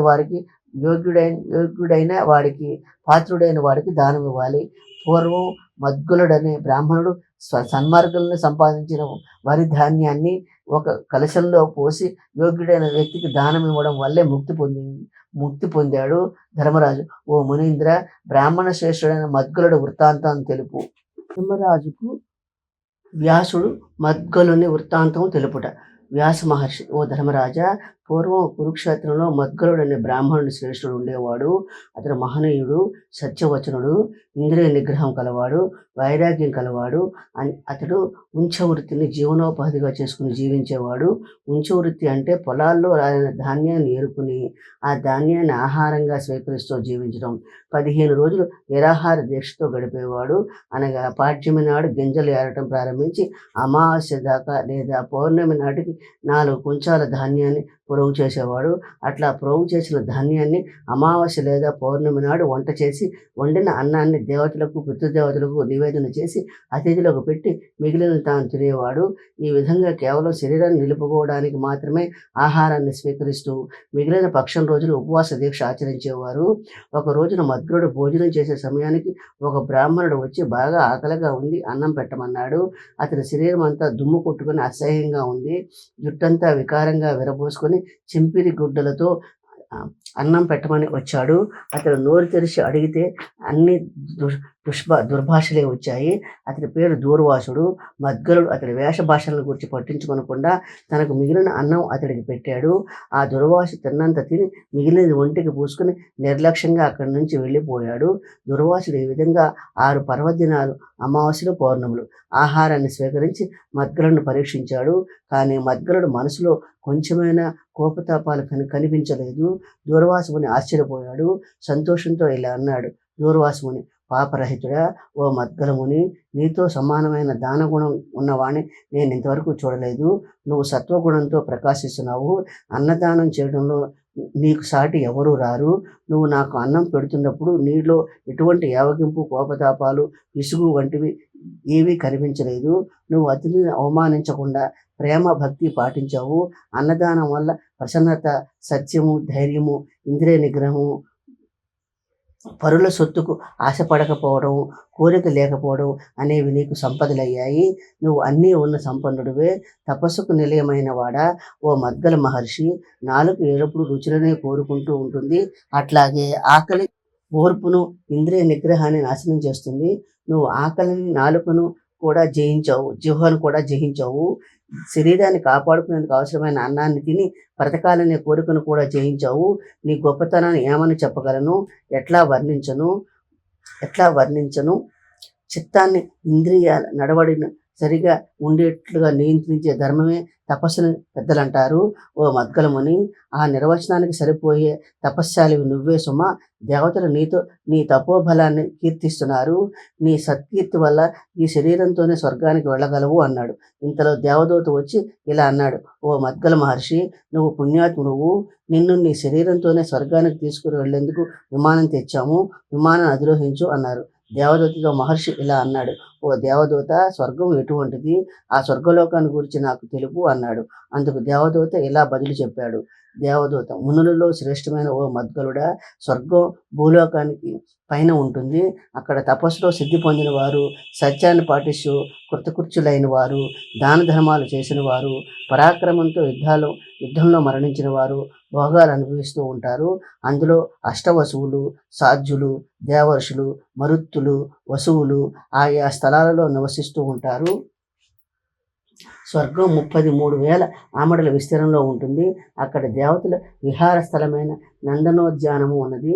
స్వర్గంలో చలి, వేడి ఉండవు, రోగం, ముసలితనం ఉండవు. ఎటు చూసినా మనోహర దృశ్యాలే. ఇంద్రియాలకు సంపూర్ణమైన తృప్తి ఉంటుంది. అటువంటి స్వర్గానికి అర్హులైన వారు మానవ శరీరాన్ని విడిచిపెట్టగానే తేజోమయ శరీరాన్ని ధరించి స్వర్గంలో ప్రవేశిస్తారు. స్వర్గంలో ఉన్నప్పుడు వారు కోరుకున్న వస్త్రాలు, అలంకారాలు ధరిస్తారు. అక్కడ ఉన్నప్పుడు వారికి ఎటువంటి దుఃఖాలు ఉండవు, అలసట ఉండదు. నిరంతరం భోగాలు అనుభవిస్తూ ఉంటారు. ఓ మద్గలముని, స్వర్గానికి పైన ఇంకో లోకం ఉంది. అదే బ్రహ్మలోకం. అది కూడా దుఃఖాలు లేనిది, స్వయం ప్రకాశం. ఆ బ్రహ్మలోక ప్రదీప్తి చేతనే జగత్తులన్నీ ప్రకాశిస్తాయి. అక్కడ వసువులు, బ్రాహ్మలు, ఋషులు ఉంటారు. అక్కడ కోపం, లోభం, పాపం, అపకీర్తి, ఆవేదన, పునర్జన్మలు ఉండవు. ఈ లోకంలో కూడా ప్రళయకాలం నశిస్తుంది, కానీ సత్యలోకం మాత్రం శాశ్వతంగా ఉంటుంది. సత్యలోకం కోసం ఇంద్రుడు కూడా తహతహలాడుతూ ఉంటాడు. ఓ మద్గల మహర్షి, స్వర్గంలో ఉండే గుణాలన్నీ చెప్పాను. ఇక అక్కడ నుండే దోషాలను కూడా చెప్తాను విను. భూలోకంలో పుట్టి సంపాదించుకున్న పుణ్యఫలాన్ని ఆ మనుషుడు స్వర్గంలో అనుభవిస్తాడు. ఆ పుణ్యఫలం అయిపోగానే స్వర్గంలో ఉండనియ్యరు. అతన్ని క్రిందికి భూలోకాన్ని తోసివేస్తారు. స్వర్గం నుండి తోసివేయబడ్డ మనుషుడు భూమిపై పడి మనసులో అనేక ఆవేదన పొందుతాడు. అనగా స్వర్గంలో అలవాటు పడిన భోగాలేవి అక్కడ లభించవు కదా. అయితే స్వర్గంలో కూడా జనుల మనసులో పరితాపం ఉంటుంది. ఎందువలనంటే ఒకడు హీన స్థితిలో ఉండడం, ఇంకొకడు హెచ్చు స్థాయిలో ఉండడం వలన మనస్తాపం కలుగుతుంది. బ్రహ్మలోకానికి పుణ్యలోకానికి ఉండే తారతమ్యం అదే. స్వర్గం నుండి భూలోకానికి తోసివేయబడ్డప్పుడు మనుషుడు సౌఖ్యాలు అనుభవించాలనే స్వభావంతో జన్మిస్తాడు. భూలోకంలో కర్మభూమి కాబట్టి భూలోకంలో చేసే పుణ్య పాప కర్మలను ఫలం లభిస్తుంది. అట్లాగే స్వర్గసీమ ఫలభూమి కాబట్టి భూలోకంలో జీవి చేసే పుణ్యకర్మల ఫలం వలన స్వర్గానికి పోయి భోగాలు అనుభవిస్తారు. ఓ మద్గల మహర్షి, నీ యందు నాకున్న అభిమానం చేత నువ్వు అడిగినదంతా చెప్పాను. ఇక నువ్వు ఆలస్యం చేయకుండా విమానాన్ని అధిరోహించు. మద్గల మహర్షి, ప్రియమైన ఓ దేవదూత, నాకు స్వర్గ భోగాలు వద్దు. ఈ భోగాలన్నీ దేవతలు అనుభవించినాయి. జీవుడు ఎక్కడికి వెళితే ఇక తిరిగి రాడు, శాశ్వతంగా ఉండగలడు. అటువంటి స్థాయికి చేరుకునేందుకు చిత్తశుద్ధితో ప్రయత్నం చేస్తాను. ఇక నువ్వు వెళ్ళవచ్చు. మద్గలుడు ఆ విధంగా దేవదూతను పంపి ఉంచవృత్తిని విడిచిపెట్టి గొప్ప జ్ఞానయోగి అయ్యాడు. అట్టి స్థితిలో అతడు పూజావయవాలు, సుఖదుఖాలు వంటి ద్వంద్వాలన్నిటినీ సమభావంతో చూడగలిగి జీవన్ముక్తుడయ్యాడు. కనుక పాండవులలో పెద్దవాడైన ఓ ధర్మరాజా, రాజ్యం పోయినందుకు విచారించుకు, జ్ఞాన యోగాన్ని విడిచిపెట్టు. చరితార్థ సిద్ధిస్తుంది. తపస్సు చెయ్యి. తపస్సు వల్ల సమస్త శుభాలు చేకూరుతాయి. ఈ 13 సంవత్సరాలు కాగానే నీ తాత తండ్రుల నుండి సంక్రమించిన రాజ్యాన్ని పొందుతావు.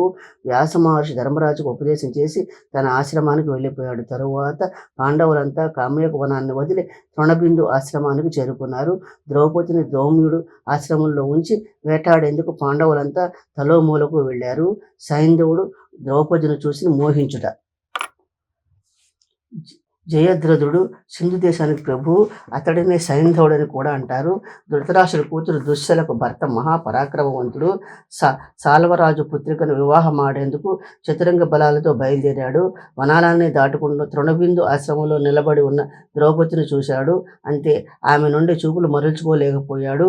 మన్మధుడికి చెక్కిన సైంధవుడు కాలు ముందుకు సాగలేదు. అతడి ప్రాణమిత్రుడైన కోటికాష్యుడని రాజకుమారుణ్ణి పిలిచి ఇలా అన్నాడు: ఓ కోటికాష్యుడా, పద్మాల వంటి కన్నులు గల ఈ సుందరాంగి ఎవరు? ఒంటరిగా ఈ అరణ్యంలో ఎవరి కోసం ఎదురు తెన్నులు చూస్తున్నది? ఈమె సౌందర్యం లోకోత్తరంగా ఉంది. ఈమె మానవ స్త్రీయా లేక యక్ష జాతికి చెందినదా? మిత్రమా కోటికాష్యుడా, పద్మాల వంటి కన్నులు గల ఈమె ప్రియురాలైతే మన్మధుడిని నా సేవకునిగా చేసుకుని స్వర్గ సౌఖ్యాలు అనుభవించగలను. నువ్వు ఆమె వద్దకు వెళ్ళి ఏదో విధంగా ఒప్పించి ఆమెను నా దాన్ని చేసి పుణ్యం కట్టుకో. నా జన్మ ధన్యం చెయ్యి, నీకు మేలు మరువను అన్నాడు. సైంధవుడు ఆ విధంగా ప్రాధేయపడుతుంటే కాదనలేక కోటికాచుడు ద్రౌపది వద్దకు వెళ్ళి ఇలా అన్నాడు: కోటికాచుడు, లేడి చూపులు వంటి చూపులు కలదానా? భయంకరమైన క్రూర జంతువులు తిరిగే అరణ్యంలో ఒంటరిగా ఏం చేస్తున్నావు? నిన్ను చూస్తుంటే వనదేవతలా ఉన్నావు. లేదా దేవేంద్రుడిపై అలిగి వచ్చిన సచీదేవివా? లేక విష్ణుమూర్తి వక్షస్థలం నుండి దిగి వచ్చిన లక్ష్మీదేవివా? నిన్ను కన్న తల్లిదండ్రులు ఎవరు? వారిదే దేశము? నీ ప్రేమకు పాత్రుడైన నీ భర్త ఎవరు? నీ పేరేమిటి? మదగజ గంభీర గమనం గలదానా? నన్ను గూర్చి కూడా చెప్తాను విను. సురదుడని మహారాజు పుత్రుణ్ణి, శత్రు సంహారం చేయగల సామర్థ్యం గలవాడను. నన్ను కోటికాశుడు అంటారు. సుందరి, అక్కడ బంగారు రథంపై అధిరోహించి ఉన్నవాడు త్రిగర్త దేశానికి రాజు. అతని పేరు క్షేమంకరుడు. పరాక్రమశాలి, కళింగ దేశాధిపతి. కలువల వంటి కన్నుల కలదాన. ఆ తామర పొలంలో దగ్గర నిలిచినవాడు ఇక్ష్వాకు వంశంలో పుట్టిన సుబలుడు అనే రాజు కొడుకు.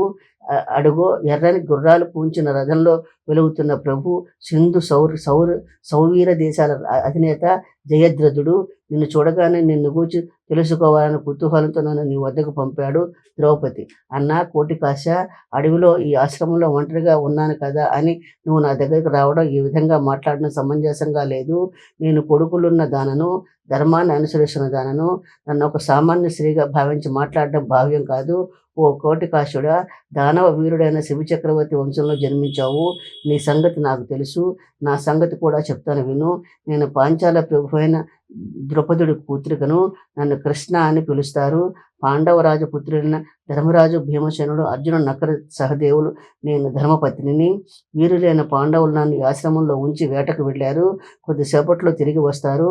వీరంతా మహాత్ములైన పాండవుల చేత అతిథి మర్యాద పొందదగిన వారు కాబట్టి మరి కొద్దిసేపటి ఆశ్రమ సమీపంలో వేచి ఉండండి. ద్రౌపది ఆ విధంగా చెప్పి ఆశ్రమం లోపలికి వెళ్ళింది. అప్పుడు కోటికాసుడు సైంధవుడి వద్దకు వెళ్ళి ఆ సుందరాంగి ద్రుపదరాజు పుత్రిక అని, పాండవుల ధర్మపత్ని అని తెలిపాడు.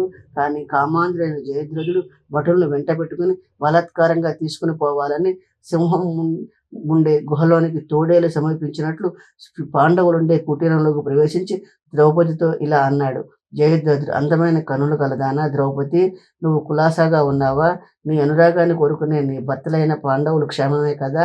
పాండవులు స్థిరమైన మనసు గలవారు, వాళ్ళంతా క్షేమంగా ఉన్నారు. వారి మాటలకేం గాని నువ్వు కులాసాగా ఉన్నావా? ఓ జయద్రథ మహారాజా, నువ్వు ఇప్పుడు పాండవులకు అతిథివి కాబట్టి నీకు సాంప్రదాయబద్ధమైన మర్యాదలు చేయాల్సి ఉంది. కాళ్ళు కడుక్కో, ఈ మంచి తీర్థం తీసుకో, లేడి మాంసంతో భోజనం సిద్ధంగా ఉంది. పాండవులు రాగానే వడ్డిస్తాను. పుణ్యాత్ముడు అయిన ఓ జయద్రథుడా, పాండవులు వేటకు వెళ్ళారు. వాళ్ళు వచ్చే వేళ అయింది.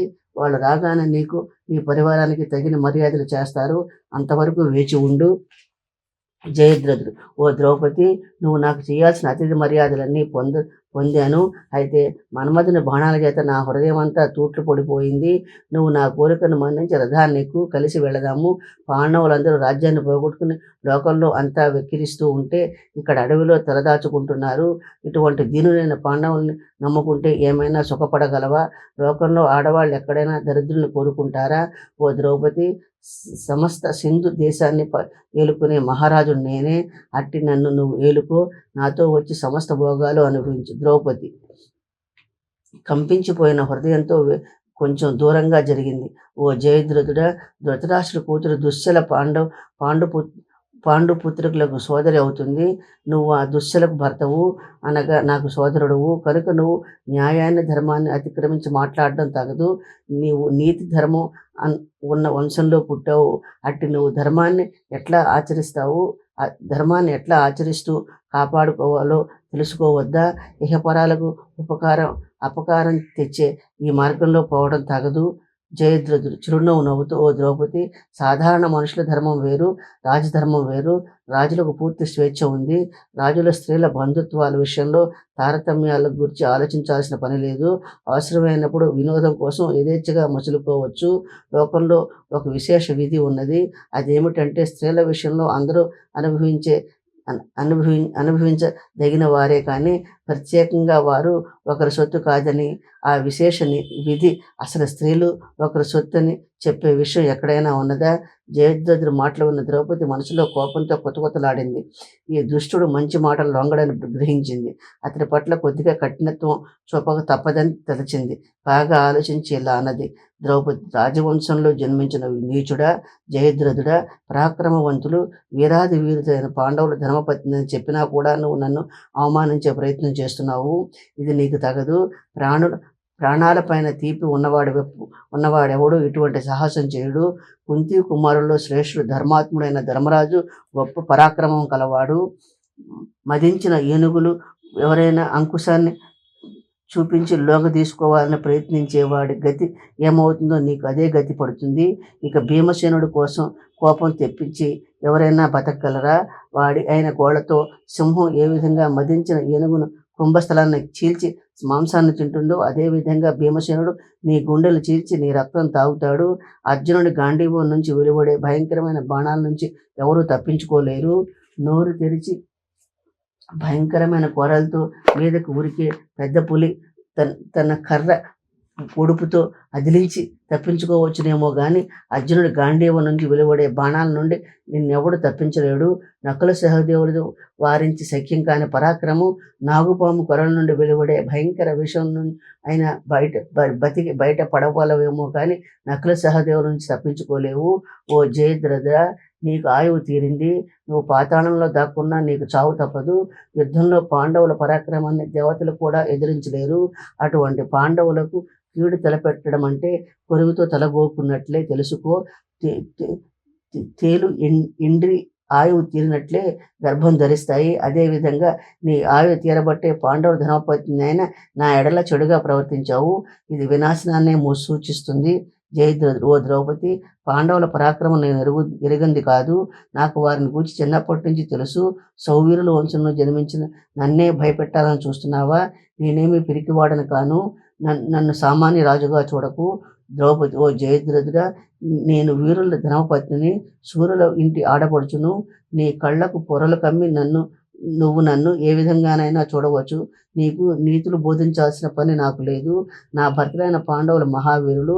నా అన్న శ్రీకృష్ణుడు ఆయన వృష్టి కేకైలు సేనలతో ముల్లోకాలను ఎదిరించి అయినా నన్ను కాపాడగలడు.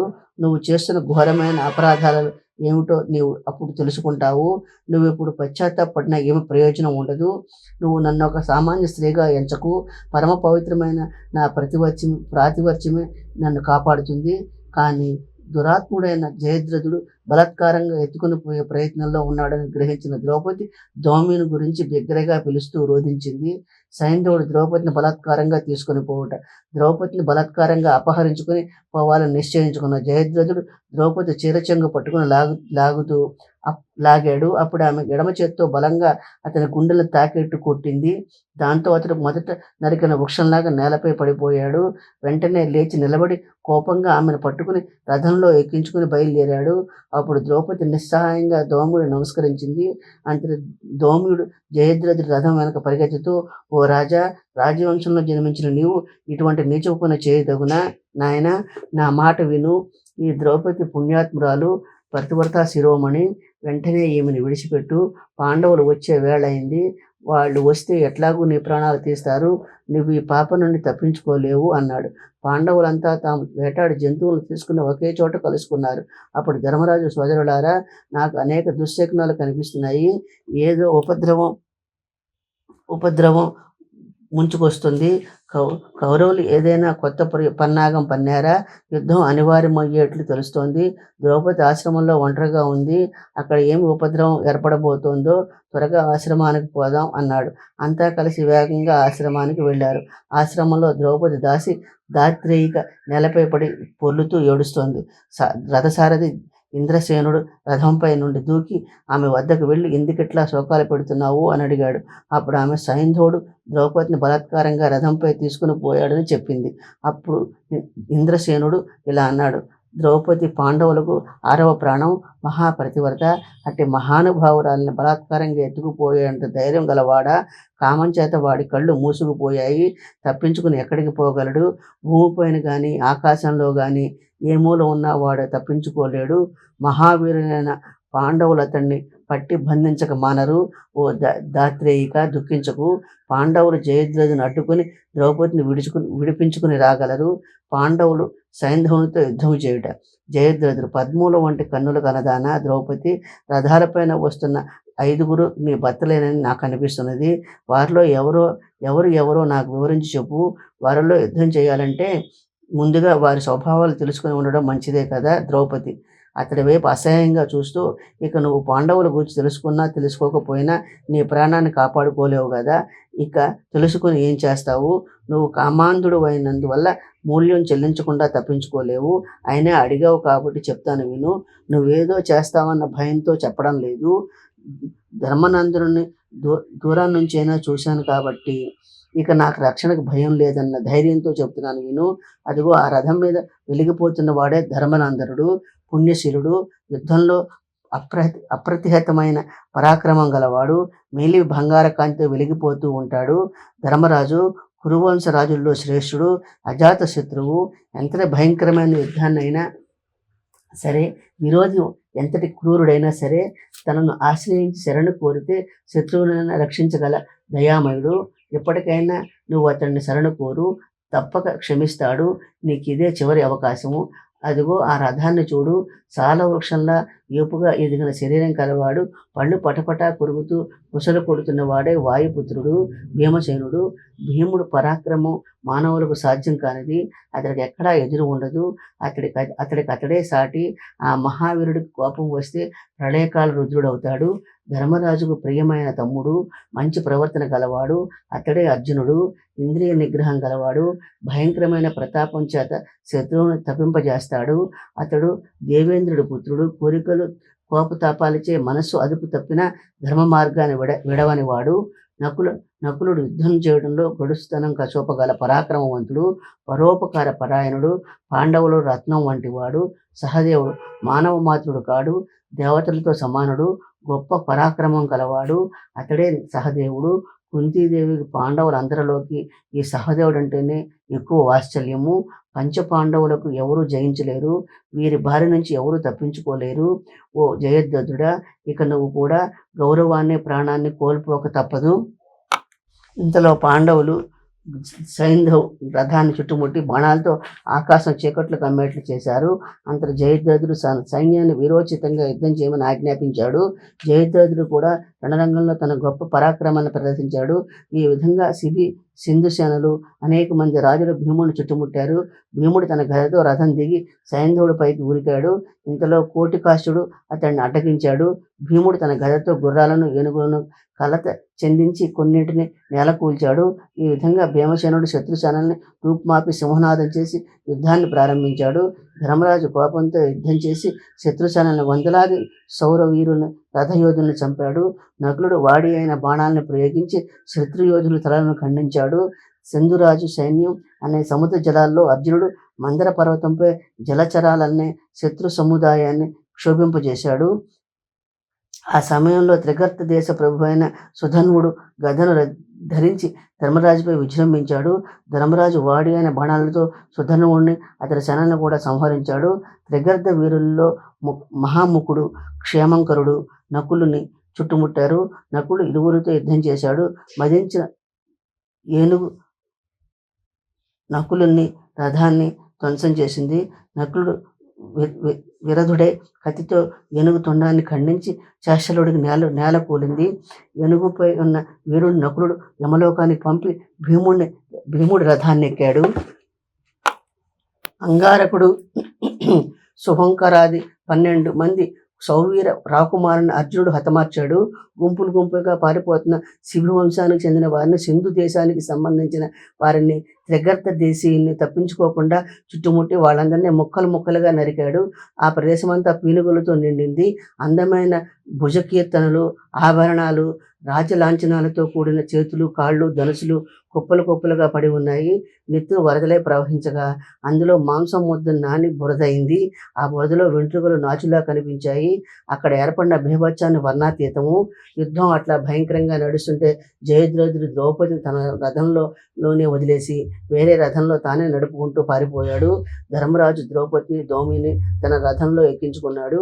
పారిపోతున్న సైంధవుని చూస్తూ భీమసేనుడు అర్జునుడు ఇలా అన్నారు, ఓ అర్జున, మనం అమాయకులైన ఈ సైనికుల్ని విడిచిపెట్టి సైంధవుని వెంబడిద్దాము. పాతాళానికి పోయినా, ఆకాశంలో ఎగిరిన జయద్రథుడిని వదిలేది లేదు. దేవతలే అడ్డుపడిన అతన్ని చంపకుండా వదలం అనగా ధర్మరాజు ఇలా అన్నాడు, జయద్రథుడు ఎంత దుర్మార్గుడైనా అతడు ధృతరాష్ట్రుని కూతురైన దుశ్శలకు వివాహమాడాడు. మనం దుశ్శల ముఖం చూచైనా ఇతన్ని వదిలిపెట్టాలి. కూతురి దుర్గతికి పెత్తల్లి అయిన గాంధారి దుఃఖిస్తుంది అన్నాడు. అప్పుడు భీమార్జునులు ద్రౌపది ఇలా అన్నది, దుర్మార్గుడైన జయద్రథుని ఎడల జాలి చూపకండి, అతన్ని చంపి నాకు సంతోషాన్ని కలిగించండి అన్నది. అందుకు ధర్మరాజు ద్రౌపదిని, నకుల సహదేవుని దౌమిని తీసుకుని ఆశ్రమానికి వెళ్ళాడు. అంతటా భీమార్జునుడు వేగంగా రథాన్ని నడుపుకుంటూ జయద్రథుని వెంబడించారు. అర్జునుడు దూరం నుండి వాడి అయిన బాణాలతో జయద్రథుడి గుర్రాన్ని నేలకూల్చాడు. త్వరలోనే జయద్రథుడిని సమీపించారు. కలత చెందిన జయద్రథుడు రథంపై నుండి దూకి ధనుస్సు అవతల పారవేసి వడివడిగా పరిగెత్తుకుంటూ పోయాడు. భీముడు ఇలా అన్నాడు, ఓ పిరికి పంద, ఎక్కడికి పారిపోగలవు? ఈ పాటి పరాక్రమానికైనా నోటికి వచ్చినట్టల్లా కూశావు అంటూ అతన్ని సమర్పించాడు. భయపడిన జయద్రథుడు దగ్గరలో ఉన్న పదిలో దాక్కున్నాడు. అప్పుడు భీముడు పండ్లు పటపటా కొరుకుతూ పిడికిటితో గుద్దుతూ పదుల్లో నుండి బయటకు లాక్కొచ్చాడు. జయద్రథుడు ఒళ్ళంతా పచ్చి పుండైంది. ముక్కులో నుండి నోట్లో నుండి నెత్తురు కారింది. భీముడు కొట్టిన దెబ్బలకు జయద్రథుడు శ్రోతకి పడిపోయాడు.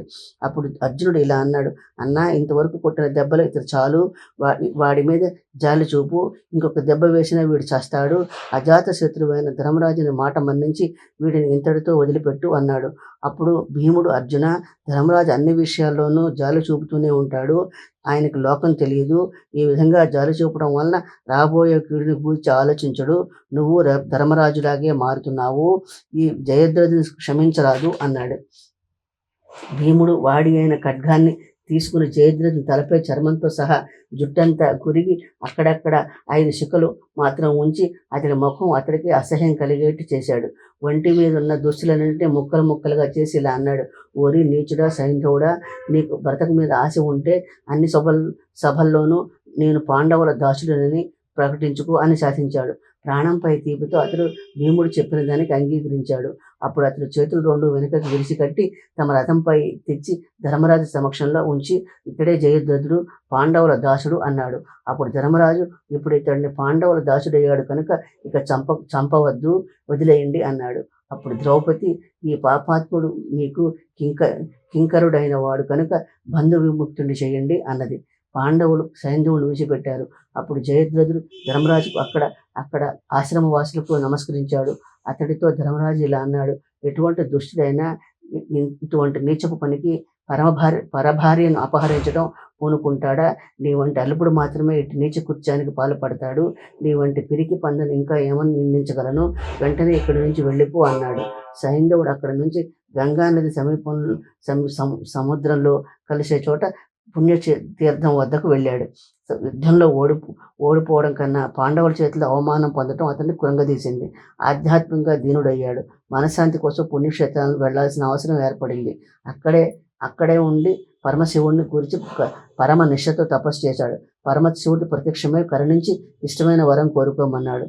దేవా, నేను పరాక్రమంతో పాండవ సైన్యాన్ని జయించేట్టుగా వరమని కోరాడు. అందుకు పరమశివుడు, ఓ జయద్రథుడా, నీ కోరిక అసాధ్యమైంది. ఎందువలనంటే దేవేంద్రాది దేవతలే వారిని జయించలేరు. ఇక నీవెంత? ఆయన తపస్సు చేసి వరం కోరావు కనుక కోరిక తీర్చాల్సిందే. అయితే ఏదో విధంగా నీ కోరిక తీరుస్తాను. అది ఎట్లాగంటే అర్జునుడు తప్ప మిగిలిన పాండవులను యుద్ధంలో ఒకరోజు మాత్రమే జయించేట్లు నీకు వరం ప్రసాదిస్తున్నాను. పాండవులు గొప్ప వీరులే అయినా వారిలో 3 జయించగలవు. ఇక అర్జునుడు అంటావా? ముల్లోకాల్లో ఒక్కడైనా అతన్ని జయించలేరు. కనుక ఇందులోనే అంతర్యాన్ని గ్రహించు. ఇంకా విను, శ్రీకృష్ణుడు సాక్షాత్తు విష్ణుమూర్తి అవతారమే. అట్టి శ్రీకృష్ణుడు అతనికి బంధువు, ప్రియమిత్రుడు కావున అతన్ని జయించడం ఎవరికీ సాధ్యం కాదు అని చెప్పి శివుడు అంతర్ధానమయ్యాడు. అంతటి సైంధవుడు స్వదేశానికి తిరిగి వెళ్ళాడు. జనమేజయ మహారాజు, వైశంపాయన మహర్షి, సత్యసంధులైన పాండవులు ద్రౌపదితో కలిసి అడవుల్లో పడరాని పాటలు పడుతున్నారు. సైంధవ పరాభవం అయిన తర్వాత ఏం జరిగిందో చెప్పు. వైశంపాయన మహర్షి, ఓ జనమేజయుడా, జయద్రథుడు ఉదంతం అయిన తర్వాత ఒకరోజు మార్కండేయ మహర్షి వచ్చాడు. ధర్మరాజాదులంతా ఆ మహర్షిని సాదరంగా ఆహ్వానించి పూజించారు. ధర్మరాజు ఇలా అన్నాడు: మహాత్మా, మేమంతా ధర్మబద్ధంగానే జీవిస్తున్నాము. అయినా ఈ అడవిలో మేము నానా కష్టాలు అనుభవిస్తున్నాము. దీనిని బట్టి మంచివారైన పరాక్రమవంతులైన విధికి ఎదురేదలేదని తెలుస్తోంది. ఓ మహర్షి, ద్రౌపది వంటి మితిలేని వేదన అనుభవించవలసిన రాజకుమారి కానీ, నా వంటి దురదృష్టవంతుల రాజకుమారుడు కానీ ఏ కాలంలోనైనా ఎక్కడైనా ఉన్నారా అని అడిగాడు. మార్కండేయ మహర్షి, ఓ ధర్మరాజా, లోకంలో ఉన్న కష్టాలన్నీ నీకొక్కడికే వచ్చాయనుకోకు. పూర్వం దశరథ మహారాజుకు కుమారుడు రాముడు కూడా ఎన్నో కష్టాలు అనుభవించాడు. రఘురాముడు భార్య జనక మహారాజు పుత్రిక సీతాదేవి, ఆమెను రావణాసుడు అపహరించలేదా? వానరుల సహాయంతో శ్రీరాముడు సముద్రంపై వారధి కట్టి రావణుని సంహరించి తిరిగి తన భార్యని, రాజ్యాన్ని, సంపదల్ని అనుభవించాడు. ధర్మరాజునికి రామాయణ కథను తెలుపుట. ధర్మరాజు, ఓ మార్కండేయ మహర్షి, శ్రీరాముడు ఏ వంశానికి చెందినవాడు? రావణుడు ఎవరి కుమారుడు? రావణుడు ఏ కారణం చేత సీతాని అపహరించాడు? రావణ యుద్ధం ఏ విధంగా జరిగింది నాకు తెలుపు. మార్కండేయ మహర్షి, ఇక్ష్వాకు వంశంలో అజుడు అనే రాజు ఉండేవాడు. అతడికి కొడుకు దశరథుడు. దశరథుడికి 3 భార్యలు. పెద్ద భార్య కౌశల్య యందు రాముడు, కైకేయి యందు భరతుడు, సుమిత్ర యందు లక్ష్మణుడు, శత్రుఘ్నుడు పుట్టారు. విదేహ రాజపుత్రిక అయిన సీత రామునికి భార్య అయింది. ఇక రావణుని పుట్టుక గురించి చెప్తాను విను. బ్రహ్మ మానసపుత్రుడైన పులశ్చుడికి వైశ్రవణుడు అనే పుత్రుడు జన్మించాడు. వైశ్రవణుడు తండ్రిని లక్ష్యం చేయక తాతగారైన బ్రహ్మను గూర్చి తీవ్రంగా తపస్సు చేసి కిన్నెర లోకానికి, ధనాధిపత్యానికి ప్రభు అయ్యాడు. లంకను రాజధానిగా చేసుకుని పరిపాలించాడు. అతడు శివుడు గొప్ప స్నేహితుడు. పులశ్చుడు తన కుమారుడైన వైశ్రవణుని సంపదకు అప్పగించుకుని తన శరీరంలో సగ భాగం నుంచి వివస్రవసువుడు అనే వాడిని సృజించి వైశ్రవణుడు మునికి కీడు చేయమన్నాడు. ఆ విషయం తెలుసుకున్న వైశ్రవణుడు తండ్రి వద్దకు వెళ్ళి, ఓ మహాత్మా, నేను కూడా నీ కుమారుణ్ణే కదా, నా యందు కరుణ చూపు తండ్రి, ప్రసన్నుడైన తండ్రి. సంగీత నాట్యాలలో వల్లమాలిన బక అనే పేరు గల ప్రవీణులైన 3 రాక్షస వనితలను నీకు సేవకురాండ్రుగా ఏర్పాటు చేస్తున్నాను అన్నారు. వారి ముగ్గురు ఒకరితో ఒకరు పోటీపడి మహర్షికి సేవలు అందించారు. విశ్రవసుడు వారి సేవలకు సంతృప్తుడై ఆ 3 సంతానాన్ని ప్రసాదించాడు. సంతానాన్ని పుష్కోత్కటకు రావణుడు, కుంభకర్ణుడు జన్మించారు. మాలినికి విభీషణుడు పుట్టాడు. బకకు కరుడు, శూర్పణఖ అనే వారు జన్మించారు. నలుగురికి విశ్రవసుడు జాతక సంస్కారాలు చేయించి ఉపనయనం చేశాడు. వారిలో రావణుడు గొప్ప తేజస్శాలి, కుంభకర్ణుడు కూడా తేజస్శాలియే, కానీ చాలా కఠినాత్ముడు. విభీషణుడు మంచి గుణాలున్న పుణికి పుచ్చుకున్నాడు. అతడు నిర్భయుడు, గొప్ప మనసు గలవాడు. కరుడు దురుసు స్వభావంతో కూడిన వర్చస్సు గలవాడు, బ్రాహ్మణులను అవమానించేవాడు, రక్త మాంసాలతో ప్రీతితో ఆరగించేవాడు. శూర్పణఖ పాపాత్మురాలు. ఆ రాక్షస కుమారులు నలుగురు తండ్రి వద్ద వేదాంగాలు విలువిద్య నేర్చుకున్నారు. ఒక రోజున కుబేరుడు విశ్రవసును అభివాదం చేయడానికి వచ్చినప్పుడు అతడి సంపదలు, వైభవము, మహిమ తపస్సు వల్లనే కలిగాయని తెలుసుకుని నలుగురు బ్రహ్మను గూర్చి ఘోరంగా తపస్సు చేశారు. కరుడు, శూర్పణఖ మాత్రము తన అన్నగారులకు సేవ చేసేవారు. వారు ఆ విధంగా 1000 సంవత్సరాలు తపస్సు చేసిన బ్రహ్మ కనికరించలేదు. 1000 సంవత్సరాలకు ఒక శిరస్సు చొప్పున 9000 సంవత్సరాలు తపస్సు చేసిన రావణుడు తన 9వ తలని అగ్నిలో ఆహుతి చేశాడు. 10వ శిరస్సు కోసం హోమం చేయబోతుండగా బ్రహ్మ ప్రత్యక్షమై అమరత్వం తప్ప మరేదైనా వరం కోరుకోమన్నాడు. అప్పుడు రావణుడు, ఓ బ్రహ్మదేవ, దేవతలు, పితృలు, దితి సంతతి వారు, పన్నగులు, గంధర్వుల చేత నేను ఓడిపోరాదు. నేను ఎక్కడైనా ఎప్పుడైనా కోరిన రూపంలో సంచరించే శక్తి కావాలి నాకు అని కోరాడు. బ్రహ్మ రావణుకు కోరిన వరం ఇచ్చి అదృశ్యుడయ్యాడు. బ్రహ్మ రావణ, కుంభకర్ణ, విభీషణులకు వరాలిచ్చుట.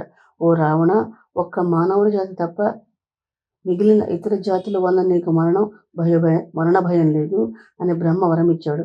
కుంభకర్ణుడు దురదృష్టం చేత నిర్దయ అని కోరాలనుకున్నాడు, కానీ నిద్ర కావాలని కోరాడు. అప్పుడు బ్రహ్మ అతనికి ఆ వరాన్ని సంతోషంగా ఇచ్చాడు. అంతటా విభీషణుడు బ్రహ్మకు నమస్కరించి, ఓ దేవా, ఎంతటి కీడు సంభవించినా నా మనసు పాపానికి ఉడికట్టకుండా ఉండేట్టు అనుగ్రహించు, నాకు బ్రహ్మాస్త్రాన్ని అనుగ్రహించు అని కోరాడు. బ్రహ్మ విభీషణుడు కోరిన వరాన్నిచ్చి, వత్స విభీషణ, నువ్వు రాక్షసుల్లో జన్మించిన నీ బుద్ధి ధర్మం పైన నిశ్చలంగా ఉంది, అందువల్ల నీకు అమరత్వం ఇస్తున్నాను అన్నాడు. రావణుడు బ్రహ్మ నుండి పొందిన వరగర్వంతో కుబేరుడిపై దండెత్తి కుబేరుని లంక నుండి పారదోలాడు. కుబేరుడు రావణుడితో యుద్ధంలో గెలవలేని తలచి పుష్పక విమానం ఎక్కి గంధమాదన పర్వతం వైపు పోతూ ఉండగా రావణుడు అతను వెంటాడి ఆ పుష్పక విమానాన్ని కూడా అపహరించాడు. కుబేరుడు ఆగ్రహించి, పెద్దవాడిని నన్ను అవమానించావు కనుక ఈ పుష్ప విమానం శత్రువుల పాలవుతుందని శపించాడు. అంతటి రాక్షసులంతా కలిసి రావణుని రాక్షస రాజ్యానికి పట్టాభిషిక్తుని చేశారు. రావణుడు దేవేంద్రాది దేవతలను ఓడించి వారి స్థానాలను ఆక్రమించాడు. లోకాలన్నింటినీ దుఃఖించేట్లు చేసి రావణుడు అన్న సార్థక నామధేయాన్ని కలిగి భూతాలన్నింటినీ పీడించాడు. అప్పుడు ఋషులు, మునులు కలిసి ఆ ఉపద్రవాన్ని అగ్నిదేవుడు తెలిపారు. అగ్నిదేవుడు వారందరినీ వెంట పెట్టుకుని బ్రహ్మదేవుడి వద్దకు వెళ్ళి ఇలా విన్నవించుకున్నారు. అగ్ని, మున్నగు దేవతలు, ఓ బ్రహ్మదేవుడా, విశ్రవసుడి కుమారుడు దశముఖుడు రాక్షసరాజు అయిన రావణుడు బలగర్వంతో దేవేంద్రాది దేవతలందరినీ జయించి వాళ్ళందరినీ తన సేవకులుగా చేసుకున్నాడు. వాళ్ళంతా రావణుడు పెట్టే బాధలు భరించలేక నిన్ను శరణు కోరి వచ్చారు. నువ్వు తప్ప మాకు వేరే దిక్కు లేదు, మమ్మల్ని కాపాడు అన్నారు. బ్రహ్మదేవుడు, దేవతలారా, భయపడకండి, నాకు ఈ విషయం ముందే తెలుసు, అందువల్ల నేను ఈ విషయాన్ని శ్రీమన్నారాయణుడికి నివేదించాను. ఆయన త్వరలోనే భూలోకంలో మానవ రూపం ధరించి ఆ రావణుని సంహరిస్తాడు. ఇంద్రాది దేవతలంతా వారి వారి అంశలతో భూలోకంలో అవతరిస్తారు. మీరు భయపడకండి. ఓ అగ్నిదేవ, నేను ఇప్పుడే దుందుబి అనే యక్షకాంతను భూలోకంలో మందర అనే మానవ స్త్రీగా జన్మించేట్లు పంపుతున్నాను. ఆమె మూలంగా ఈ దేవకార్యం నిర్వహించబడుతుంది కనుక మీరంతా భయాన్ని విడిచిపెట్టి మీ స్థానాలకు వెళ్ళండి అన్నాడు. దేవతలారా, మీ అంశలో భూలోకంలో అనేక చోట్ల వానరులుగా జన్మించబోతున్నారు. మీరంతా పెద్ద పెద్ద శరీరాలు గలవారై మహావీరులుగా వానరులై జన్మిస్తారు. మీ శరీరాలన్నీ వజ్రంలా కఠినంగా ఉంటాయి. సూర్యుడు వంటి తేజస్సు గలవారవుతారు. మీరందరూ యుద్ధంలో గొప్ప నేర్పు గలవారవుతారు. ధర్మరాజు: పుణ్యాత్ముడైన ఓ మార్కండేయ మహర్షి, మూర్తిభవించిన ధర్మస్వరూపుడైన శ్రీరాముని దశరథుడు ఎందువల్ల వనవాసం చేయమన్నాడు చెప్పు అన్నాడు. మార్కండేయ మహర్షి: ఓ ధర్మరాజా, మహారాజు గొప్ప పుణ్యాత్ముడు.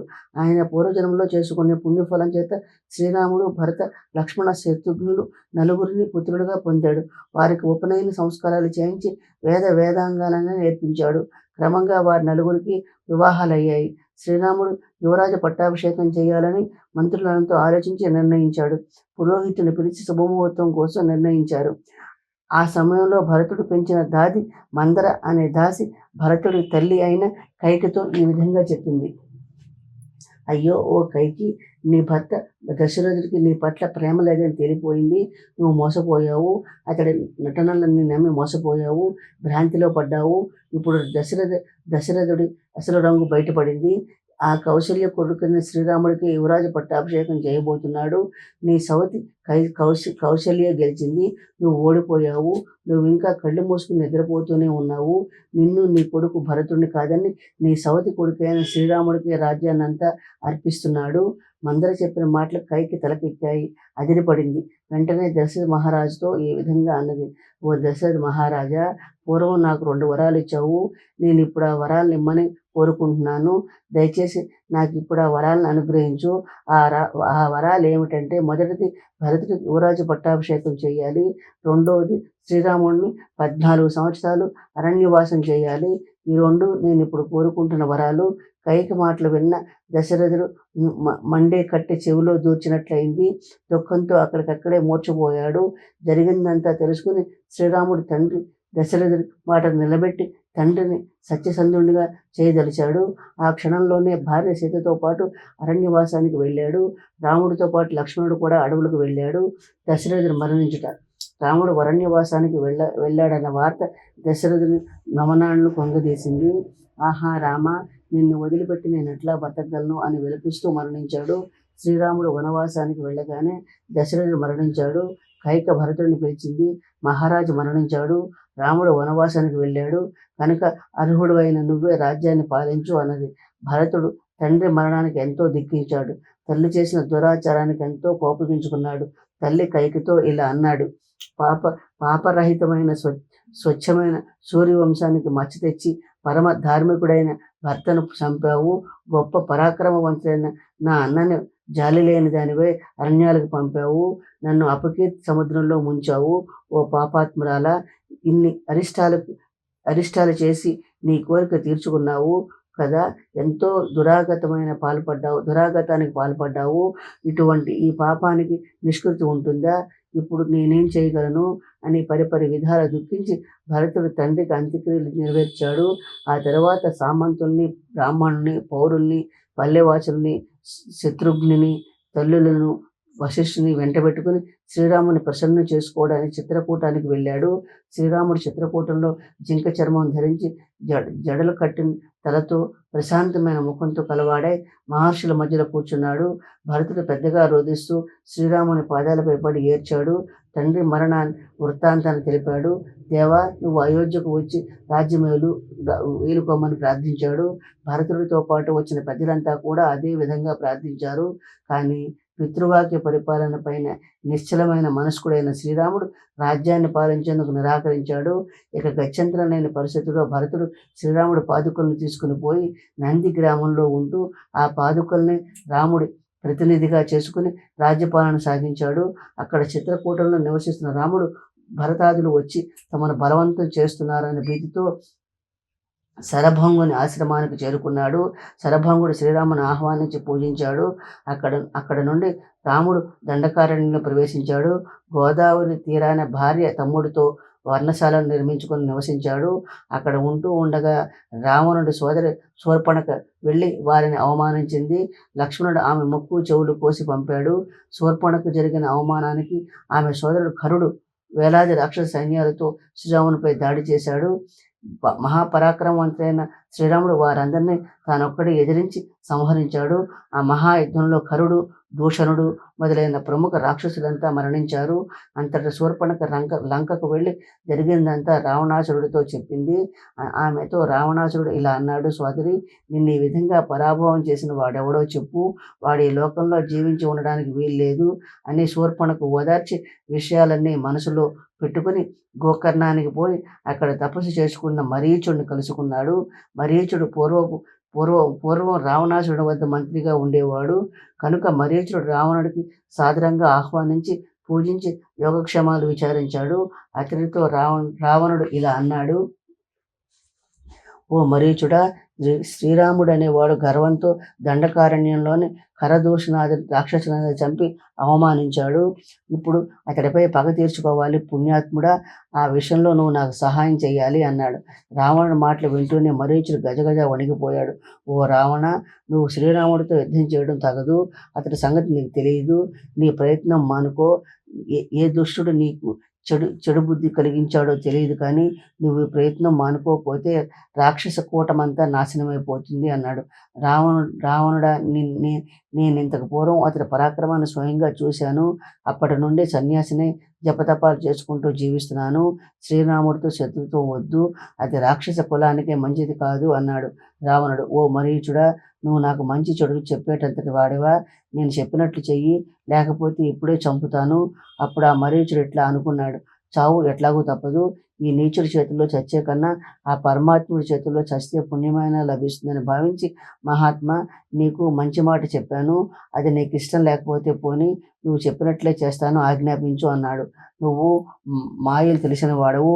అందమైన బంగారు లేడి రూపం ధరించి రాముడి ఆశ్రమం దగ్గర తిరుగుతూ సీతను ఆకర్షించు. సీత బంగారు లేడి కావాలని కోరుతుంది. అప్పుడు రాముడు నిన్ను పెట్టుకోవడానికి నీ వెంట పరిగెడతాడు. నువ్వు అతన్ని ఆశ్రమం నుండి దూరంగా తీసుకుపో.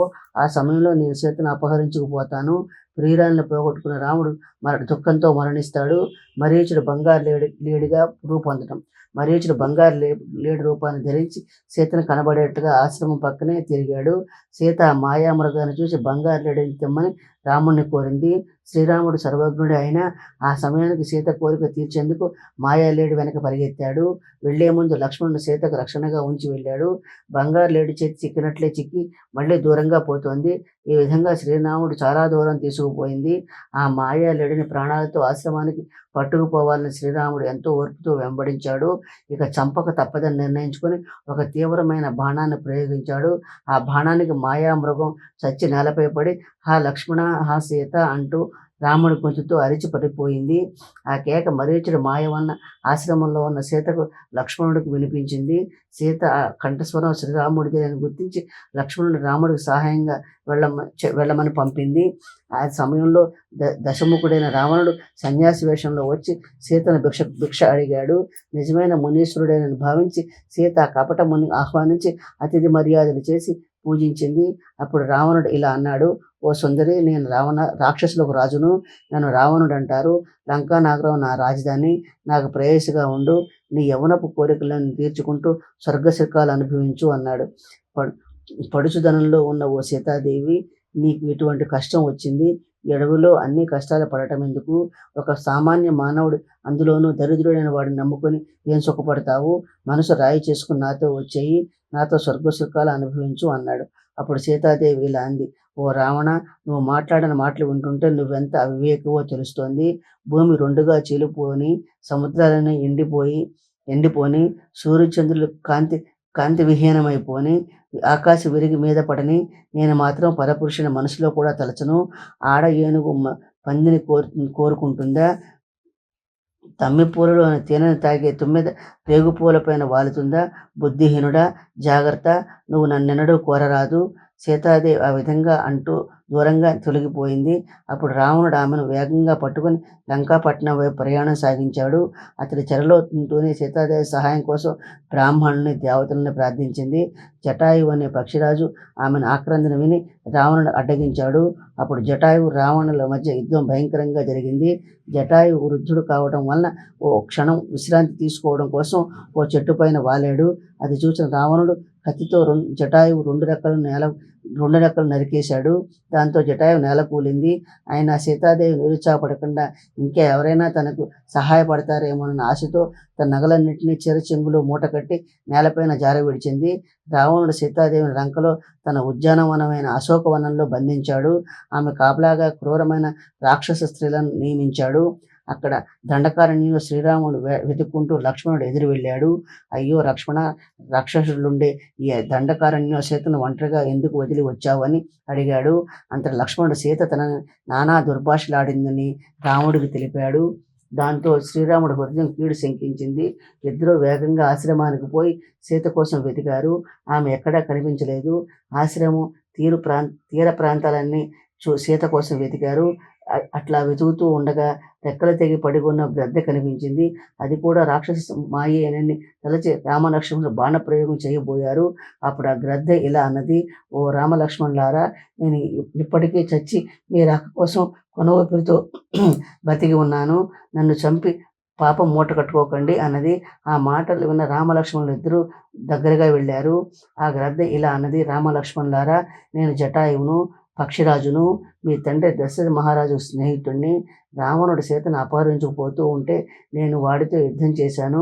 వాడు నా 2 రెక్కలు నరికి సీతను దక్షిణ దిక్కుగా ఎత్తుకుపోయాడు అని చెప్పి ప్రాణాలు విడిచింది. రామలక్ష్మణుడు జటాయువుని తండ్రితో సమానంగా భావించి అంత్యక్రియలు జరిపారు. సీత దక్షిణ దిక్కుగా ఎత్తుకుపోయాడని జటాయువు చెప్పడం వలన రామలక్ష్మణుడు కూడా దక్షిణ దిక్కుగా ప్రయాణం చేశారు. అట్లా పోతూ పోతూ వారు కబంధుడి చేతిలో చిక్కారు. కబంధుడు కళ్ళు పొట్టలో ఉంటాయి. చేతులు 2 బారైనవి. ఎత్తైన కబంధుడు భయంకరంగా తన వద్దకు వచ్చిన జంతువులను పట్టి తింటూ ఉంటాడు. అట్టి కబంధుడి చేతిలో లక్ష్మణుడు దొరికాడు. అప్పుడు లక్ష్మణుడు రాముడితో ఇలా అన్నాడు, రామ, మనకు ఆపదలపైన ఆపదలు వస్తున్నాయి. రాజ్య భాగాన్ని పోగొట్టుకున్నాము.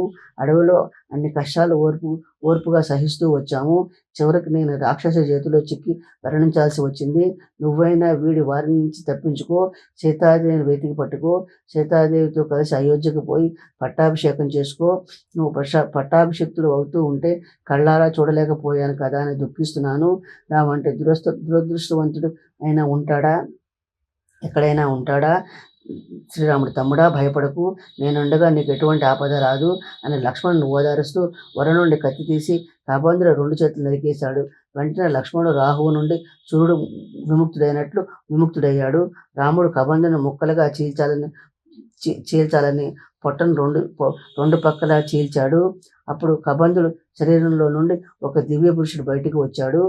ఓ రామ, నేను విశ్వావసు అనే పేరు గల గంధర్వుని. బ్రహ్మశాపం వల్ల నాకు ఈ రూపం వచ్చింది. నేను చెప్పే శ్రద్ధగా విను, నీకు మేలు జరుగుతుంది. రావణుడు సీతను లంకాపట్నంలో బంధించాడు. ఇక్కడికి కొద్ది దూరంలో పంప అనే సరస్సు ఉంది. ఆ సరస్సును ఆనుకునే ఋష్యమూకం అనే పర్వతం ఉంది. ఆ పర్వతం మీద వాలి తమ్ముడైన సుగ్రీవుడు తలదాచుకుంటున్నాడు. అతనికి 4 మంత్రులు కూడా అతనితోనే ఉంటారు. మీకు ఆ సుగ్రీవుడితో స్నేహం చేయండి. అతని స్నేహం వల్ల మీ కార్యం నెరవేరుతుంది అని చెప్పి గంధర్వుడు వెళ్ళిపోయాడు. రామ లక్ష్మణులు ఇద్దరు ఎంతో దూరం ప్రయాణం చేసి పంపా సరోవరాన్ని చేరుకున్నారు. ఆ సరోవర ప్రాంతం అంతా ఎంతో మనోహరంగా ఉంది. ఇంత రమణీయమైన అందాలను తిలకించేందుకు పక్కన సీత లేదు కదా అని రాముడు ఎంతగానో విలపించాడు. అప్పుడు లక్ష్మణుడు రాముని ఓదార్చి రాముని మనసు కుదుట పడేట్లు చేశాడు. ఒక రోజున వారిద్దరూ సరోవర తీరాన్ని కూర్చొని ఉన్నప్పుడు వానర శ్రేష్ఠుడు పుణ్యాత్ముడు సుగ్రీవుని మంత్రి అయిన హనుమంతుడు వారి వద్దకు వచ్చి తన ప్రభు అయిన సుగ్రీవుని గూర్చి రామన్ లక్ష్మణులకు తెలిపాడు. అట్లాగే రామలక్ష్మణుల గూర్చి సుగ్రీవునికి తెలిపి వారిద్దరి స్నేహానికి బలపడేట్లు చేశాడు. అప్పుడు సుగ్రీవాదులు శ్రీరాముని సీతాదేవి జారి విడిచిన నగల మూటను చూపారు. వానసేనల్ని పంపి సీత ఎక్కడున్నా వెతికి తెలుసుకుంటామని సుగ్రీవుడు రాముడికి శపథం చేశాడు. శ్రీరాముడు కూడా వాణిని చంపి కిష్కింధకు సుగ్రీవుని రాజును చేస్తానని ప్రతిజ్ఞ చేశాడు. అంతటా సుగ్రీవుడు శ్రీరాముని మీద నమ్మకంతో వారిని యుద్ధానికి పిలిచాడు. అయితే వాలి భార్య తార యుద్ధానికి వెళ్ళవద్దని వారిని ఎంతగానో వారించింది. సుగ్రీవుడు తన బలంతో యుద్ధానికి రాలేదని, రామలక్ష్మణుల సహాయంతో వచ్చి నిన్ను కవ్విస్తున్నాడని హెచ్చరించింది. అయినా వాలి తార మాటలు వినకుండా సుగ్రీవుడి పైన యుద్ధానికి బయలుదేరాడు. ఓరి సుగ్రీవుడా, నిన్ను ఎన్నిసార్లు దేశం నుంచి తరిమి కొట్టినా తిరిగి వస్తున్నావు. నువ్వు సిగ్గు ఎగ్గు లేనివాడవు. ఇప్పుడు మళ్ళీ వచ్చావు. ఏ ధైర్యం చూసుకుని తిరిగి యుద్ధానికి పిలుస్తున్నావు? సుగ్రీవుడు: వాలి, అడిగావు కాబట్టి చెప్తున్నాను విను. నేను నా భార్యను, రాజ్యాన్ని పోగొట్టుకున్నాను. ఇక జీవితంలో ఏదీ నాకు మిగలనప్పుడు ఈ జీవితం మాత్రం ఎందుకని నీతో యుద్ధానికి వచ్చాను. నువ్వు వెంటనే యుద్ధానికి సిద్ధంగా ఉండు. ఈసారి వాలిని సంహరించకుండా సుగ్రీవుడు వెనక్కి పోడని గుర్తుంచుకో. ఆ విధంగా వాలి, సుగ్రీవులిద్దరూ ఉత్సాహంతో యుద్ధం చేశారు.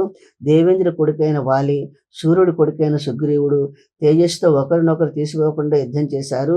శ్రీరాముడు ధనుస్సుతో బాణాన్ని సంధించి వాలిని కొట్టేందుకు సిద్ధంగా ఉన్నాడు.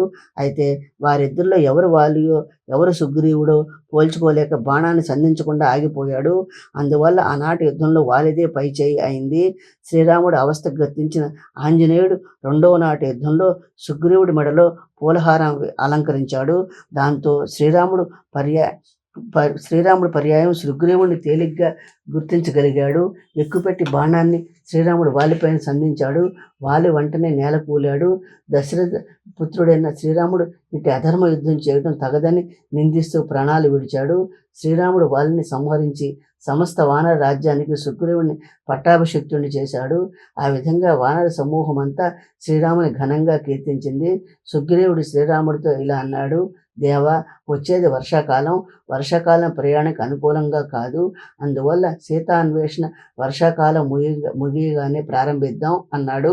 అట్లాగే వర్షాకాలం కాగానే వానరులందరినీ సీతాదేవిని వెతికేందుకు 4 మూలలా పంపాడు. అక్కడ లంకలో సీతాదేవి రావణాసుడి చెరలో చిక్కుకొని భర్త అయిన శ్రీరాముడిని మనసులో ధ్యానం చేస్తూ ఉంది. రావణుడు వికృతాకారుడైన రాక్షస స్త్రీలందరూ సీతాదేవికి కాపలాగా ఉంచాడు. వారంతా రావణుని కోరిక మన్నించకపోతే చంపుతామని బెదిరించేవారు. ఆమె ప్రాణత్యాగానికైనా సిద్ధపడింది, కానీ రావణుని కోరిక తీర్చదని తేల్చి చెప్పింది.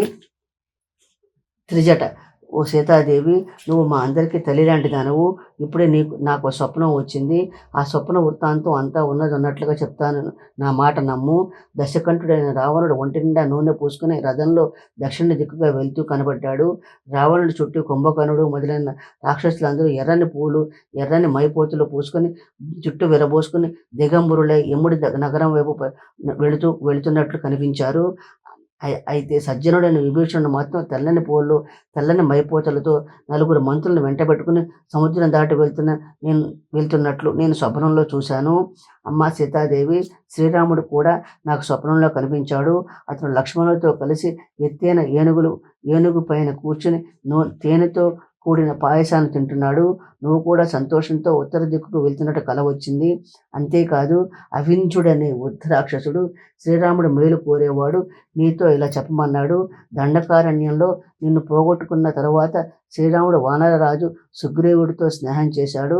త్వరలో వాళ్ళంతా దండెత్తి లంకను వశపరుచుకోబోతున్నారు. నిన్ను రావణుని చెర నుండి విడిపిస్తారు. అంతేకాదు, రావణుని నిన్ను బలాత్కారం చేయలేడు. ఎందువలనంటే పూర్వం ఇట్లాగే రమ్మను బలాత్కారం చేసినప్పుడు నలకూబరుడు శాపం పెట్టాడు. అందువల్ల నీకు రావణుని వల్ల భయం లేదు. త్రిజట చెప్పినవన్నీ నిజాలను కావచ్చిన సీతాదేవి ఆశతో కొంత ఊరట చెందింది.